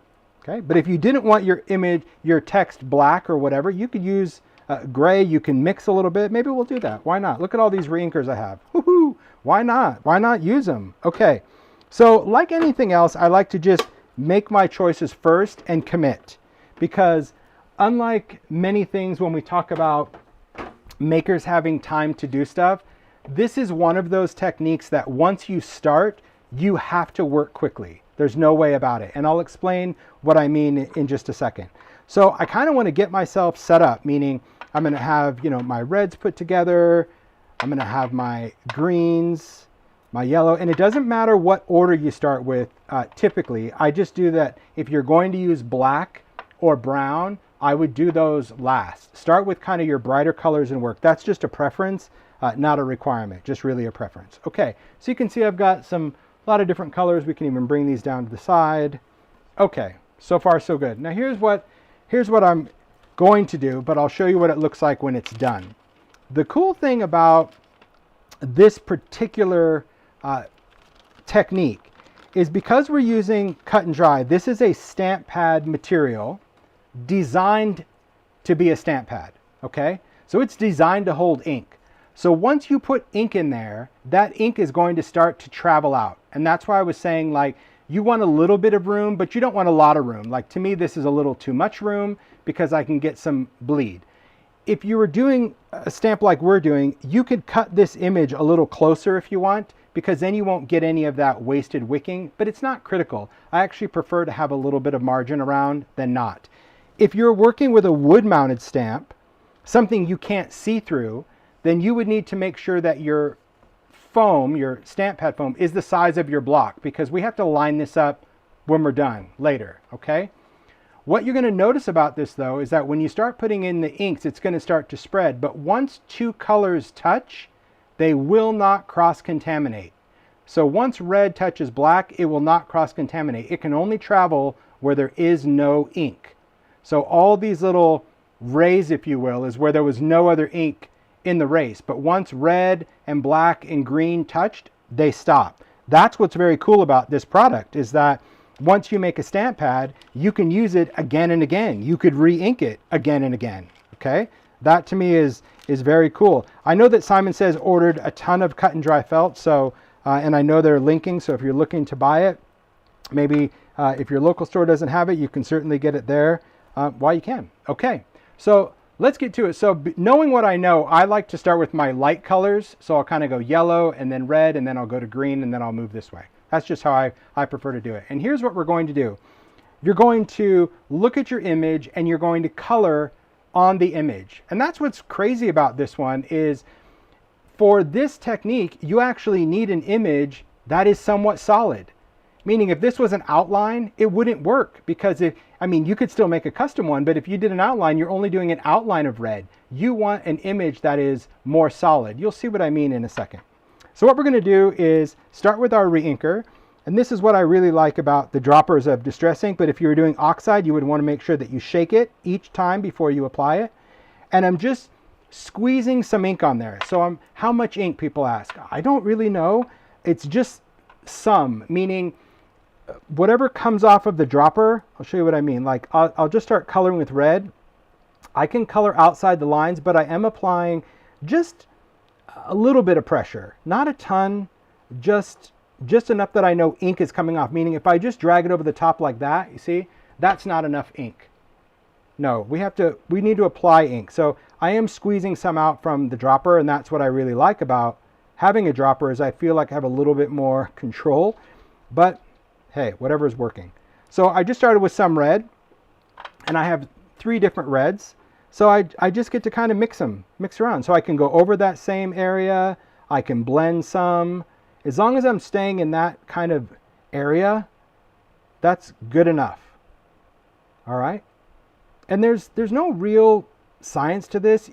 I think the more relaxed you are with it, the better, because you get what you get, really. When I say you get what you get and you don't throw a fit, I mean it. So when I'm doing this color, like this one is going to be aged mahogany, I know this is a dark, dark color. So this one I'm just going to treat almost like a little shadow accent. So see, I'm just going to go into maybe one little section. So as I'm adding these different reds, I'm not really coloring everything again. I start with a base and then I just start filling in the blanks, if you will. All right. So now we'll talk about the stem, the leaves, all of that. I'm going to go in with some dark green first, and we'll take care of the stem. So see, just drawing it. That's all I'm doing. Even in that little area where I know those things are touching. And that's why I use the stamp here as a reference. I find that's really helpful to be like, oh, there's some here. Oh, it should be kind of in there. Oh, there's a little bit here. Okay, well, I didn't see that. So let me just go in and add some of that green. So I'm just going to pick up some more ink. Let's go down here first, and we'll add just a little bit there. Okay, we can always go back and add some color. Really, don't overthink it. The more you just let it go, the better. It's super fun. And maybe the first one you do will be a disaster. Maybe it won't. But you'll learn. You'll learn what to do next time. You can actually rinse this out. If things just went totally bad, you could put this whole thing in the sink, run it through water, squeeze it out, wring it out like a sponge, but your image will remain because we stamped that in permanent ink. So you can't use it again for a different stamp because the image is already on there, but you could change out the colors if things went horribly wrong. It's not ideal because it's obviously a lot of wasted product, but hey, you could do it if you needed to. So now again, just adding some green highlights. There we go. I think I'm going to put in a little bit more rustic, just that dark green, just a little bit more on these leaves because I want to. All right. So far so good. Now I've got this postmark down here. So I think for the stamp, I want the stamp to be blue. So here's a little, I think this is Uncharted Mariner. So we'll put that. So see how I just colored it? So it's a detailed stamp. It's got opening, but I'm not going to try to just follow that. It's much easier just to ink that whole rectangle. Then maybe I want a cancellation over here to be blue. So see that little cancellation? I'm just going to take some weathered wood and just go around that. You get what you get. I'm okay with that. But maybe this cancellation I want a different color. Maybe I want that to be brown. So I'll take some brown. This one is a little vintage photo. So as long as I'm not squeezing the ink directly over the other one, and if you do, well, it just makes a new color. That's all. And that's okay.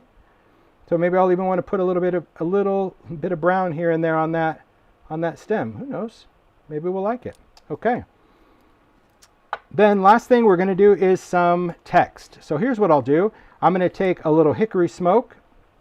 This is that thin writing. So this one, I don't need to fill it in solid. I'm just going to where I'm covering that handwriting with the ink. I'll try to hold it up so you can see what I'm doing on this little close. So see where that handwriting is?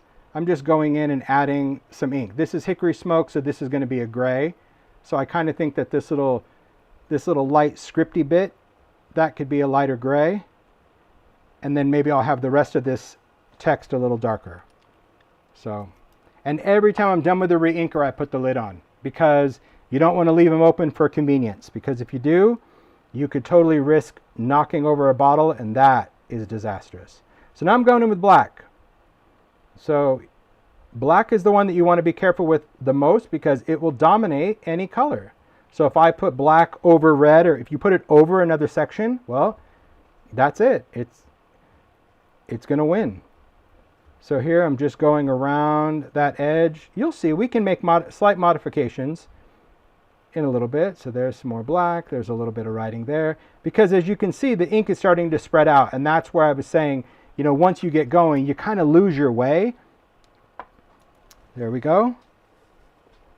Perfect. You can kind of lose your way. You can kind of see that where when you're getting that stamp. Someone's talking about an original. I don't even know what they're talking about. The snowman stamp that you did this technique with. Oh my gosh, that was like old school. I think PSX. That company went out of business back in the 90s, I think. So no, that wasn't stamp. That wasn't even my stamp. That was a good one though. Yeah, that was a good stamp. So no, that one can't come back. That wasn't mine. So that's what we do. So what we're going to do now is we're going to stamp it, and we're going to see how we did, and if we need to add more ink because, you know, maybe there was a part of this that didn't get ink because something bled into it. Really, really easy to do. So here we go. We'll take paper. This is just watercolor cardstock, and all I'm going to do is I'm going to place my stamp right over-ish where I think it is. I'm going to press down. Usually your first couple stamps are no good. So you can try this on scrap paper if you want. It's fine, but I'm not bothered. So after I push down, because you have to push into it, because ink rises to the top. Ink is a suspended medium. So in order to get ink out of a pad, like if I just touch over the top, you'll get some, but if I really push down into the pad, you get tons, okay? So your ink pads are suspended, so you need to push this in to get the ink to start working up through the top. And you can see how much ink is really coming in. And this will also determine how many you're going to do. Like if I know I'm going to do a lot, I might have inked that even heavier. Okay? So I'm going to stamp this with purpose, and let's see what we get. Boom. Bam. Look at that. That Beautiful, so awesome. Beautiful design. I think I got everything. Again, not the first time I've done this, but nonetheless, it's beautiful. But you can see where all the colors come into play. Now here's why I like to do this. You could be done with this. You could be like, okay, I'm done. But if you stamp it on watercolor cardstock, you could do all of your stamping. That's what I did on Carol Duvall. You could do all of your stamping for weeks. Then you could sit down in front of the TV with a water brush or just a wet paintbrush, anything that's just going to dispense water. And this is kind of like those coloring books that used to have the little color dots that you just go in with a brush. I'm just taking a wet brush, and now I'm just watercoloring out the details. So I can soften this. I can go outside the lines a little bit. Just give it a little bit more of a hand done. I'm coloring in the air. Look at that. So that's where, like, having a little aged mahogany in there. You can just simply wipe off your brush if you want to clean it.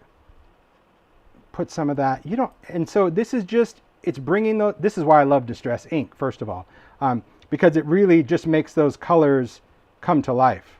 And I'm just wiping my brush off in between, just onto the glass, just so I'm not taking any red or something in it. But this is, yeah, it's super, super fun, and it's so simple. So yeah, you could watercolor, because the Distress will always be water reactive. That's why I'm saying you can stamp for weeks, and then you can come back and do your watercolor blending, or not. Maybe you don't even want to do watercolor blending.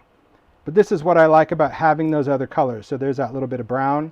See, that's why I kind of threw that over there. This one's going to be a little bit of weathered wood. And then, you know, on the handwriting, maybe I'm just going to follow the lines a little bit. That's all. Simple. Really, really easy. Now, if you didn't like that this red was here, I could go back with a darker color over that, and it would change it from red to gray or black. So that's why you start with your light colors, because if your light colors bleed out, you can go back and you can add a color, right? A darker color will dominate that, but I don't mind it. I love it. I think that just makes it way more authentic. But how fun is that? How super simple is that? Easy, easy, easy. So I'll set that down. We'll stamp another one.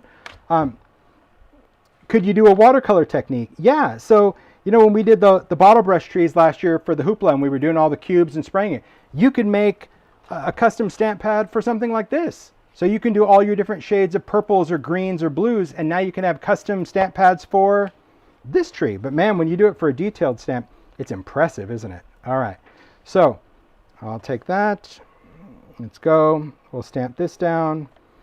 Now, I'll give you some tips as far as storage and, well, how you're going to be as a maker. But see, yeah, every time you're going to it'll be perfect every time because you made it. So it's just going to be, it will be perfect. Could you do watercolor stamping? Yeah, let's try one of those. But what I was going to say is you can take this, okay, and to store it, you're going to store it in, let me find it. I know I had it. I had it so close that I probably got rid of it. There we go. Any kind of zippy bag, airtight bag, that's where you're going to store it, okay? It's a good idea that you take one of your images. Usually the first one that doesn't look so great is a great one for this. And you're going to stick it onto the bag. That's what I've done here. Because it may make sense to you now, but in a month or a few weeks, you might be like, what is that? Right? You won't know. I won't know. But because it's in this bag, I'm like, oh yeah, for that. And you could be as specific as you want. You can say, you know, CMS, blah, blah, blah. You could even have the list of colors you used. You can really keep as many detailed notes, but that's your storage, a Ziploc bag. It couldn't be easier to do, but I do recommend, you know, sticking that down because you won't recognize it, because eventually this ink will bleed to the edge, just like it did on all the other ones. This ink is going to move until it stops, but very little travels out from where you put it. It's just a little bit of wicking. So how often do you re-ink it? You can re-ink it as many times as you want. If you find that when you go to use it, you're like, you know what, this is just not working, just re-ink it. Now, do you have to use the same colors? I don't. I can figure it out. I can be like, okay, well, there's reds in this spot. I don't care what reds I used. I'll change my mind. I can put pink in there next time. But you can pretty much identify where reds or greens or whatever by your stamp. So here I inked it. I'm going to just do a watercolor one because I just want to see what it's going to look like. And I'm going to mist my stamp with water. So off camera, I just gave it about, I don't know, maybe 3, 4, 5 blasts of water, just misting it. And then we'll stamp it. We'll lift it and we'll dry it. So by spraying your stamp with water, you're kind of getting an in-between. I'll show you what I mean. You're not getting a dry stamp, but you're not getting one that you have to wet either. Watercolor paper is what makes it magic. And when I work on this watercolor paper, I work on the smooth side. Remember, distressed watercolor paper, 118 pound, I think I always say 114, but it's 118. It's got a smooth side and a textured side. I stamp on the smooth side because I want smooth detail. But here's our difference. So this one's dry. This one is dry and then blended with a water brush.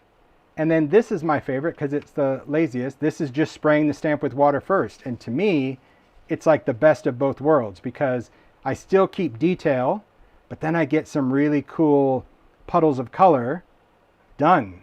But you could still go back and add some little touches, but that's really what I like to do is just ink it, spray it with a little water and stamp it. Now, why is that?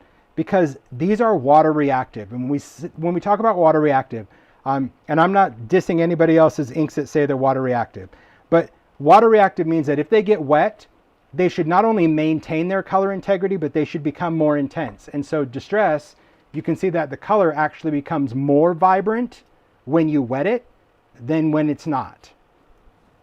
Okay, that's the whole reactive part. So try that out with different stamp inks and see what you like, see what's going to work the best. But it's pretty fun. It's great to do. And could you get a second generation? I don't know.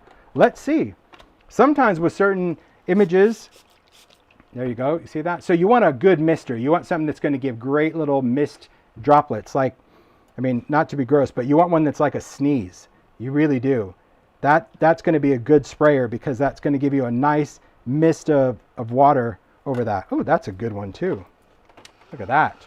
Now that's a second generation. So that one is I didn't even re-ink it. I just added another layer of water. Totally different vibe, much softer. And look, when you're making Christmas cards, are people comparing notes? So that's good. Joanne, could use just a refresher to get the pad to go further when it starts to dry out. Well, that's a good question, Joanne, but you have to ask yourself this. Is it drying out because you haven't used it? Yes. If it's drying out because you've used it, no, because a refresher is only to refresh something that's dry, not re-ink it. So if you took it out of a bag, maybe the bag was left open or something like that, and you're like, hey, you know what? I haven't used this, so let me hit with Distress Refresher. Yes, absolutely you can, because it will refresh it. But if you've stamped, say, 20 of them and it's starting to lose its oomph, that's because you've used the ink out of it, and Refresher will only wash out your image. Doesn't mean you couldn't use it, it just means that it wouldn't bring it back to life if there was no ink to resuscitate, if that makes sense. So take a look at this one. Ooh, that's just watercolor. So I love second generation. So now we've got dry, wet, second generation.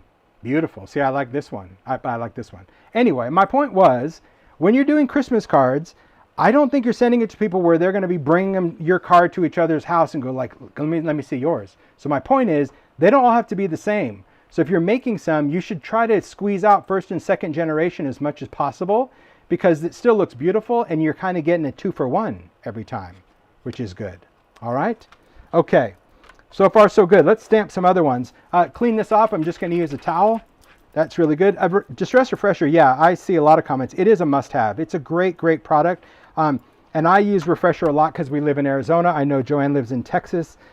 So when it's dry there, yeah, Refresher will certainly rehydrate it, especially if it hasn't been used. So for example, if you made one, let's say you made a bunch this year, and maybe you stamped 3 or 4 of them and you put them away, and next year they just weren't that good, I would refresh them before I would re-ink them. I always try that first because it certainly can't hurt.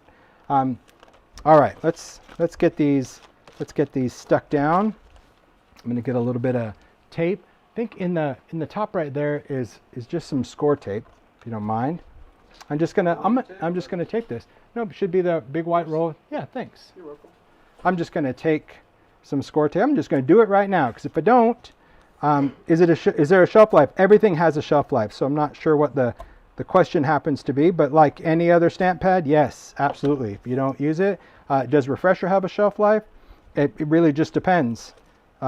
If it's not doing what it's supposed to do, then I guess yes, but not that I'm aware of. It's just a resin. So, but if yours turned funky for whatever reason, then I would say it does. But I've had my Refresher for years and I've not had anything to question that. So I just stuck this on just with some tape. But yeah, if you find that it's got some sludge or it's settling or whatever, then yeah, I would be done. But I've not had any issues with my Refresher. Okay, look, we've got custom stamp pads for this entire stamp set now. Okay, this is my next one. I want to make one for this so bad. I won't do it for a Hoopla, but man, like, because there's so much goodness. Pine cones and bows. This is a department store. Like, even those bells would be good. Whew. Okay, so let's stamp some of these other ones. I think it's going to be fun. I really like this little juniper one. Really, really good. But we'll talk about paper, because I like to watercolor. No surprise there. I love watercolor cardstock. I will say Distress watercolor cardstock. Gosh, if I had to actually give a percentage, maybe 90% of the time is Distress watercolor cardstock. I use it by the bulk. You know, you could buy it by the bulk. On Ranger's website, they even have big bulk packs. It's not cheap, but it's going to save you money if that's your go-to. But I love this paper so much when I work with it. It's just really, really nice.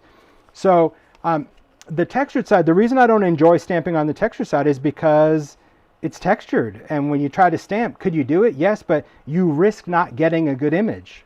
So that's really what it is. Do it for the Hoopla. We'll see.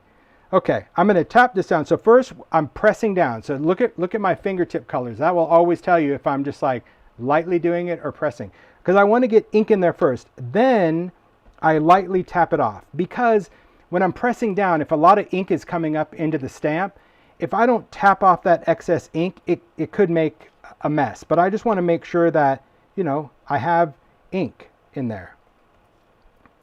I think I actually want to spray this one, because that's just been really fun. I'll get one more blast. I love this watercolor look. That's kind of my thing now. All right, look at that. It's your jam. It's my jam.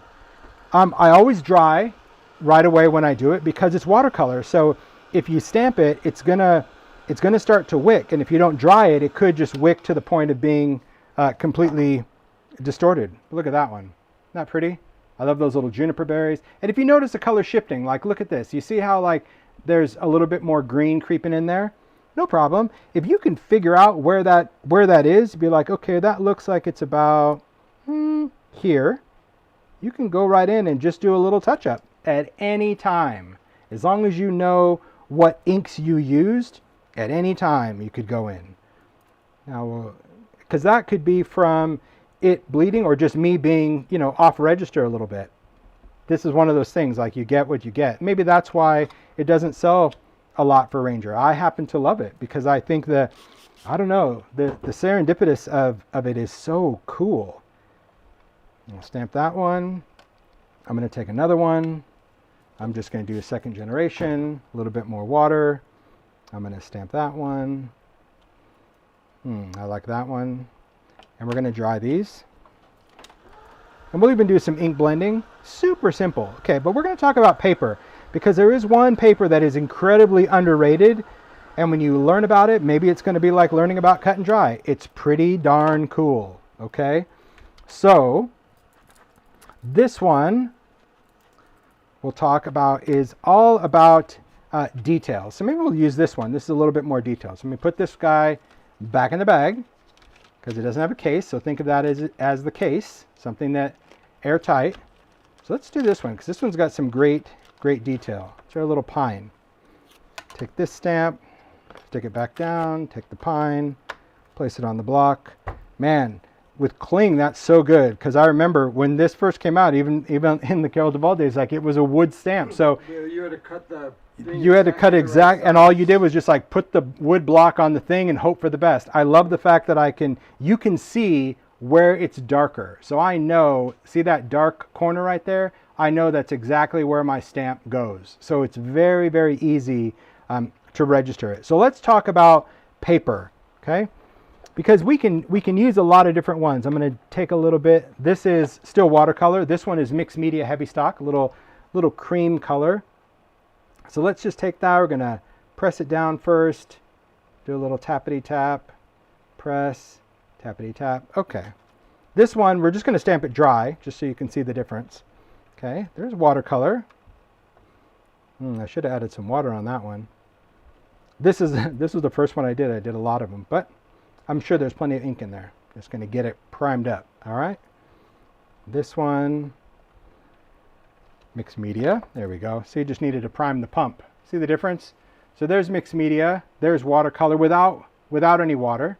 But there is a very cool paper that, especially for this technique, that I happen to love, and it is called Distress Specialty Stamping Paper. It's so old that I don't think it's even in the black and white packaging. I think it's still in this original brown packaging because I don't even know if Rangers still sells it now that I open my mouth. But if Ranger's here, they might be able to tell us yes or no. It's a very cool paper. It's a paper that is from Germany, okay? And what it is a matte coated paper, okay? So it's got a coating on both sides, but it is matte. It's not glossy. It doesn't have any shine to it. But this matte coated paper grabs detail like a boss, okay? So that's why it's called specialty stamping paper, because if you're stamping, it is magic, and I'll show you the difference. Rangers, let me find out. Yeah, I mean, really, it's just that old. And you know, I stock up on it because I have it. I'm one of those, you can ask Mario. I'm one of those people that, like, if I like something, I buy it as if it's going away tomorrow. And Mario will say to me, why are you doing this? Okay, Trader Joe's. They have rosemary nuts that come out every year. Found out when they came out, went that day. Mario got me 10 cans. I'm happy. Do I need 10 cans today? No. But will I eat 10 cans before they come out next year? Maybe, maybe not. But I don't want to not have it. So I'm that guy. So, okay, I've inked up the stamp. Take a look at what it looks like on specialty. Tammy said yes, they do have it, and it's the new pack. Yes, they do. It's a new package. Ah, wonderful. Thanks, Tammy. Thanks, Tammy. Now look at that. I mean, shut up. It's just the paper. This paper takes ink, and this is distress ink, okay? You can use with archival, any kind of ink you want, but it stamps ink like a digital printer, is all I can describe it as. It's like, it's crazy. Now, do you see how my ink is still wet on there? That's the thing to note about this paper. Its drying time is not immediate. So I heat set this. Do you have to heat set it? You don't have to heat set it, but you would need to wait for it to dry. So the only difference with stamping on this paper is because it is coated, it doesn't have an immediate drying time. But the ink does sit on the surface and it will dry on the surface. You can still watercolor on it. I'll show you. I'm going to stamp again. Actually, I want to do another stamp because we can. Because we have stamp pads made for every stamp. It's so much fun. Wow, new packaging. You know what that means? That means it did good enough to stick around. That makes me happy. Because you never know. You know, people, we joke about this all the time. And for those watching live, you know, where they're like, oh, Tim, bring it back. It is never up to me. I'm usually the last one to find out if something gets discontinued. Yeah, when I'm like, oh, I need to order more. Well, like Cut and Dry, where I'm like, oh, hey, can you send me some? He's like, oh, it's being discontinued. I'm like, my gosh, what if I didn't ask? Then I would have had none. All right, so we're going to do this one on specialty as well. Look at that. Let's look at that detail. Crazy, right? Okay, so how do you dry it? What do you do with it? Different things. Well, let me show you. I'm going to put this back. That's the only thing you got to be in the habit of wherever you live. Just put the pad back in the bag when you're not using it. It's just like leaving the lid off your ink pad when you're not using it. Okay, so I want to just dry these. It has a little bit of a shine to it, so you can tell when the ink is wet. Okay, could you emboss that now? Yes, Suze, you could emboss that. So if you wanted to put embossing powder over it, you could, as long as you saw that your ink was wet. But see how it's almost dry. But yes, you can emboss on this paper, no problem. So all I'm doing is I'm just drying this. Again, if you hold your paper up and you allow the heat to pass through the paper, your paper will remain flat. It won't curl. Okay, but it is a coated paper. So what's weird is like the paper gets hot fast. It's strange. You wouldn't expect paper to get hot, but this is now dry. Okay, so good. Here's what we're going to do next. I still want to I'll stamp this on specialty as well. Okay, let's bring this in. Let's take this. Let's slide that right under there. Go about, go there. Okay. Slide. I know Mario smiles every time I pick up that trimmer. I'm like, I'm not going to like it. Yeah, you will. Yeah, you will. Yeah, you will. He's right. I will. Okay. So what we want to do is we're going to do a little bit of blending, because another cool thing about this paper is I don't know what it does when you ink blend. It's very, very cool. Okay. So I'll just take blending tool. I'm going to go right around the edge. Just a little bit at first. So this is a darker one. This is walnut stain. You'll see what I do in just a second. It takes ink different because it's coated, so it's going to take it kind of, I don't know, kind of like creamy. So this is walnut stain, which we know is a dark brown, but see how it's got like almost a reddishy look? It's very, very cool when you blend. So now that I've done that, I'm just going to go a little bit heavier.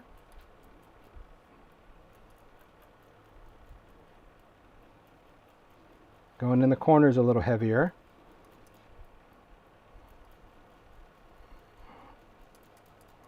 And I haven't used any more ink.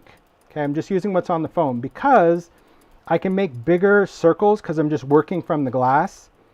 You'll see why. Okay, okay, okay. See, this one doesn't want to go to the party. Okay, so what we have, look at that blend. Okay, so it blends really cool, but what's super fun is taking water and I'm just going to splatter. So I'm not going to try to hose this down because remember, this is still distress ink, okay? But if I just splatter a little water, there's just a little bit on there. Take a paper towel, lift that off. Look at that snowy speckle effect. It is like so dramatic. That was just water, okay? Look at that. For Christmas, come on. That's just like magic. It is. That's another great thing about this paper. The coating lifts it back to white. So it'll take the ink, but it also gives it back. But my image remained just perfect. Isn't that great? It's crazy, right? It's really crazy cool. And you might be like, where have I been? See, that's why you watch the Hoopla, because you never know what I mean, I've done this. This was years and years and years ago. This is back. Pioneer. This was 2014. So this paper came out almost 10 years ago.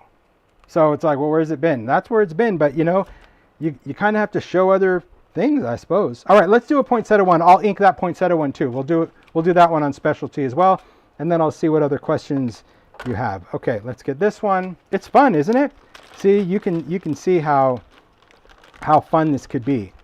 Now, could you use sticky? Well, let's try. Let's do one. We won't do it on specialty because I think I'll glitter, but I'll try to do one with sticky embossing. Let's see how that works. Okay, so I'm going to place that down so I can kind of see where that stamp is. Press it.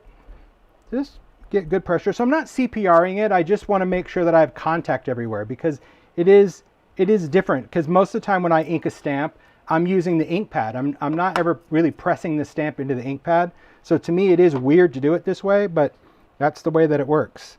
Okay. Yes, you can use embossing powder as long as it's wet. So if it stays wet, put your embossing powder on. That's why I said I'm going to try it with sticky. Okay. Press, get good contact. Ooh, look at that. Ooh-wee. That's beautiful. So yeah, you could throw on some super fine detail right now and then emboss it. Yeah, why not? That's beautiful. Okay, I'm gonna let that dry for a second. I will heat it, but I have ink on here. See, this is the challenge. It's like you become obsessed with stamping all things. Now I just sprayed like 2 or 3 just sprays of water. I just don't like to spray over where the paper is. And we're gonna get a watercolor impression too.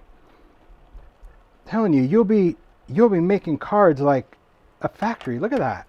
And every time you do it, they're gonna be like, oh my gosh, you went in and colored this by hand? Yes. You're not back. But you're not lying. You did color it by hand, but you only did it once. That's the difference. So you did color it. You colored that ink pad by hand, but that's all you had to do. So there's our second generation on watercolor paper. That's pretty. This is our first generation on specialty. The detail is insane. We're going to do a quick dry on this one, and then we'll ink blend this one too. All right. Good fun. I got to put this away. Where's my bag? It's sitting out. There we go. And yeah, have enough room in your Ziploc bag so you can just drop it in. There you go. Cut and dry is flying off your shelves. I don't blame you guys, honestly. And I'd like to say that I could get him to keep it, but I get it. You know, you have something for so long. Really, it's 20 plus years of that. And you know, when companies have to bring stuff in, they have to bring it in quantity. And if that quantity takes you 5 years to sell through, it's really not a viable product. So I get that. Okay, so that's dry. Let's do a little bit of blending. At least I think it's dry.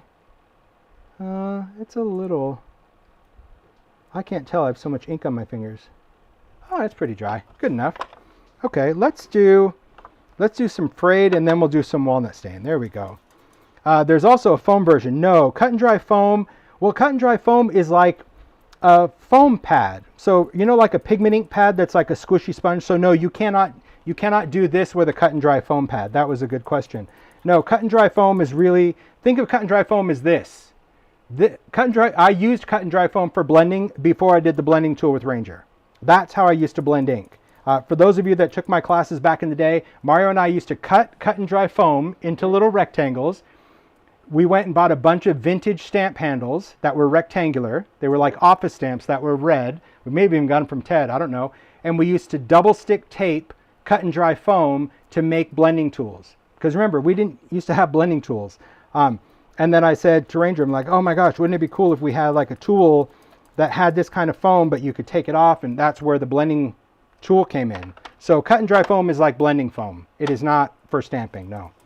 So now I'm just going to go into a little bit of walnut. I did some frayed burlap first. I just wanted to do a couple of different colors of brown. And I'm just being messy at first because I want to get all the, I'll say the fresh ink off. Now I'll go back and just blend this out. So if you're kind of judging the blended lines, just don't. See, I can soften that out because I can just make bigger bigger rotations just to kind of move that ink. There we go. Okay, little water.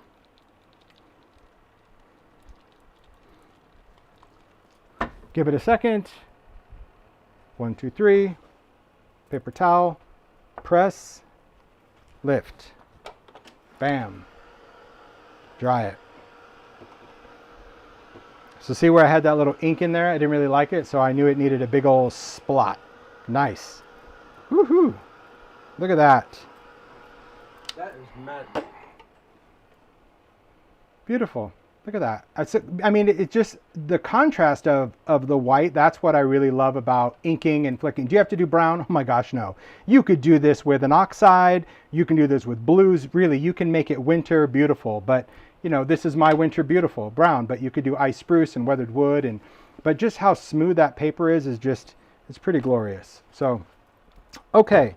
So we got time to try a sticky one real quick. Look at all these. There's just like so many, right? So many different versions and adaptations of how we can do this. So if you have a regular glitter like Stickles or something, you can use that. Normally, if I'm doing glitter, especially with like sticky embossing powder, if you saw the Holiday Hoopla last year, we stamped first, let it dry, and then we stamped with embossing ink, okay? That to me is the best way to apply sticky powder.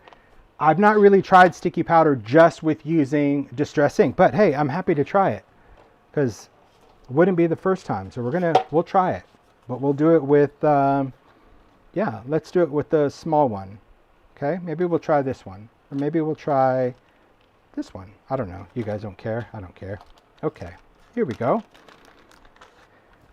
So what I'm going to do, someone said, can you use any type of stamp other than wood mount? These aren't wood mounted. These are, I'm just using cling. But I mean, I guess if your question is, can you use clear or rubber? If that's the question, yes. If you have clear stamps instead of rubber, yes, you can do the same thing with clear stamps. Your stamp is absolutely whatever. That totally works. Okay, we're gonna try this. So I'm gonna need to be a little at the ready. So sticky embossing powder is back, like I said. So this is a powdered glue, and we're going to use rock candy. So we're going to do our glittering. So I'm going to have my glitter cans ready as well. So let's see what we get. I'm going to have my little squeezers for some embossing. So the idea, I think I need one more tin. Where did that empty tin go?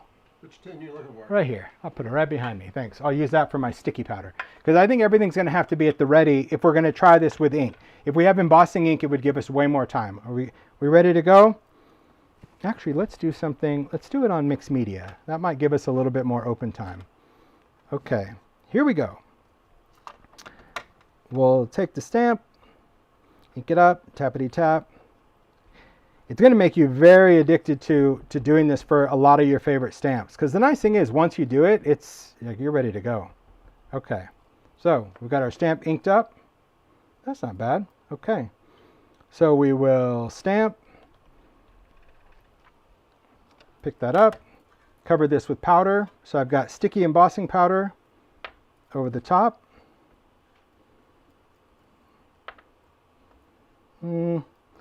It's okay. So far, so good. All right. So that's our powdered glue, if you will. But now we need to emboss it. And then as soon as it's embossed, we need to glitter it. Okay. So Mario, if I can ask you just to put that in the bag for me, please. Sure. Thank you. You're welcome. Okay. I'm going to heat emboss this because the powder is only going to stick to distress ink so long. Distress ink doesn't have glycerin like a clear embossing ink. Okay. So if you use clear embossing ink, you have way more open time. But this one, you know, you need to get that powder melted before that ink dries on the paper. So all I'm doing with this is just embossing it until it goes from a powder to just kind of like a shiny, I don't know, a shiny muck. Now you can also do this with frosted crystal. I showed that last time. So I can see all these little droplets of glue there. I don't know if you can see that, but see, it's like shiny now. And you can use the Ranger Heat It tool for this because sticky embossing powder is not really regular embossing powder. It isn't. It's just, it's like a powdered glue. So it has a different melting temp. Okay. Thanks for the extra hands. That was easy. Those little squeezers are so cute. All right. So far, so good. Okay. So we put our glitter on there, our rock candy, while it's wet. Okay. I'm going to pour that back in the can. Then what I want to do is just give this, just a wave of heat for just a second, because all I want to do is just make sure that that glitter has dried into that sticky powder. The glitter won't melt. Rock candy is heat stable. Okay, they're like mini black gloves. Just thanks for calling that out. Okay, I'm just going to wait for a second, let that cool, and then we'll clean it off.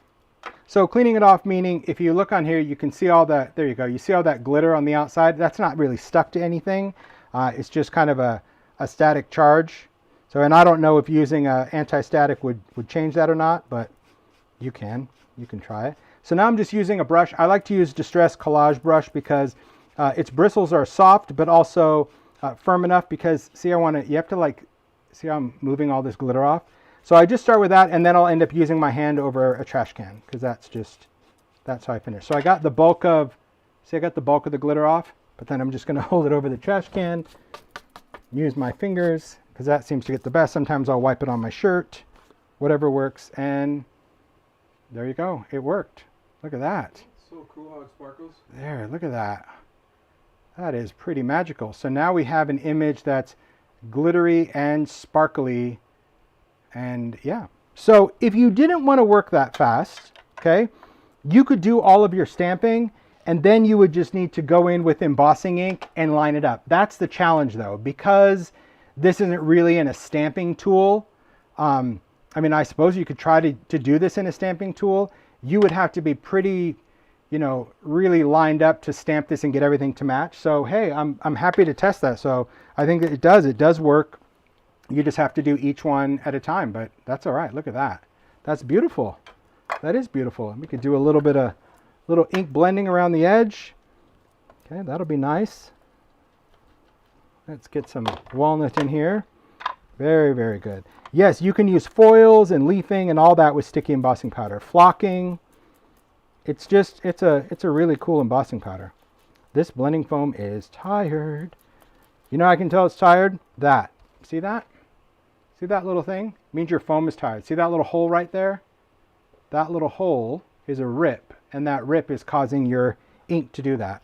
So, oh no, I'm good for right now. I'll just finish this up. But if you notice getting really odd lines from blending, it's pretty much just once your foam's got a little chew out of it, it's pretty much done. That's okay. A little water will do the trick for me.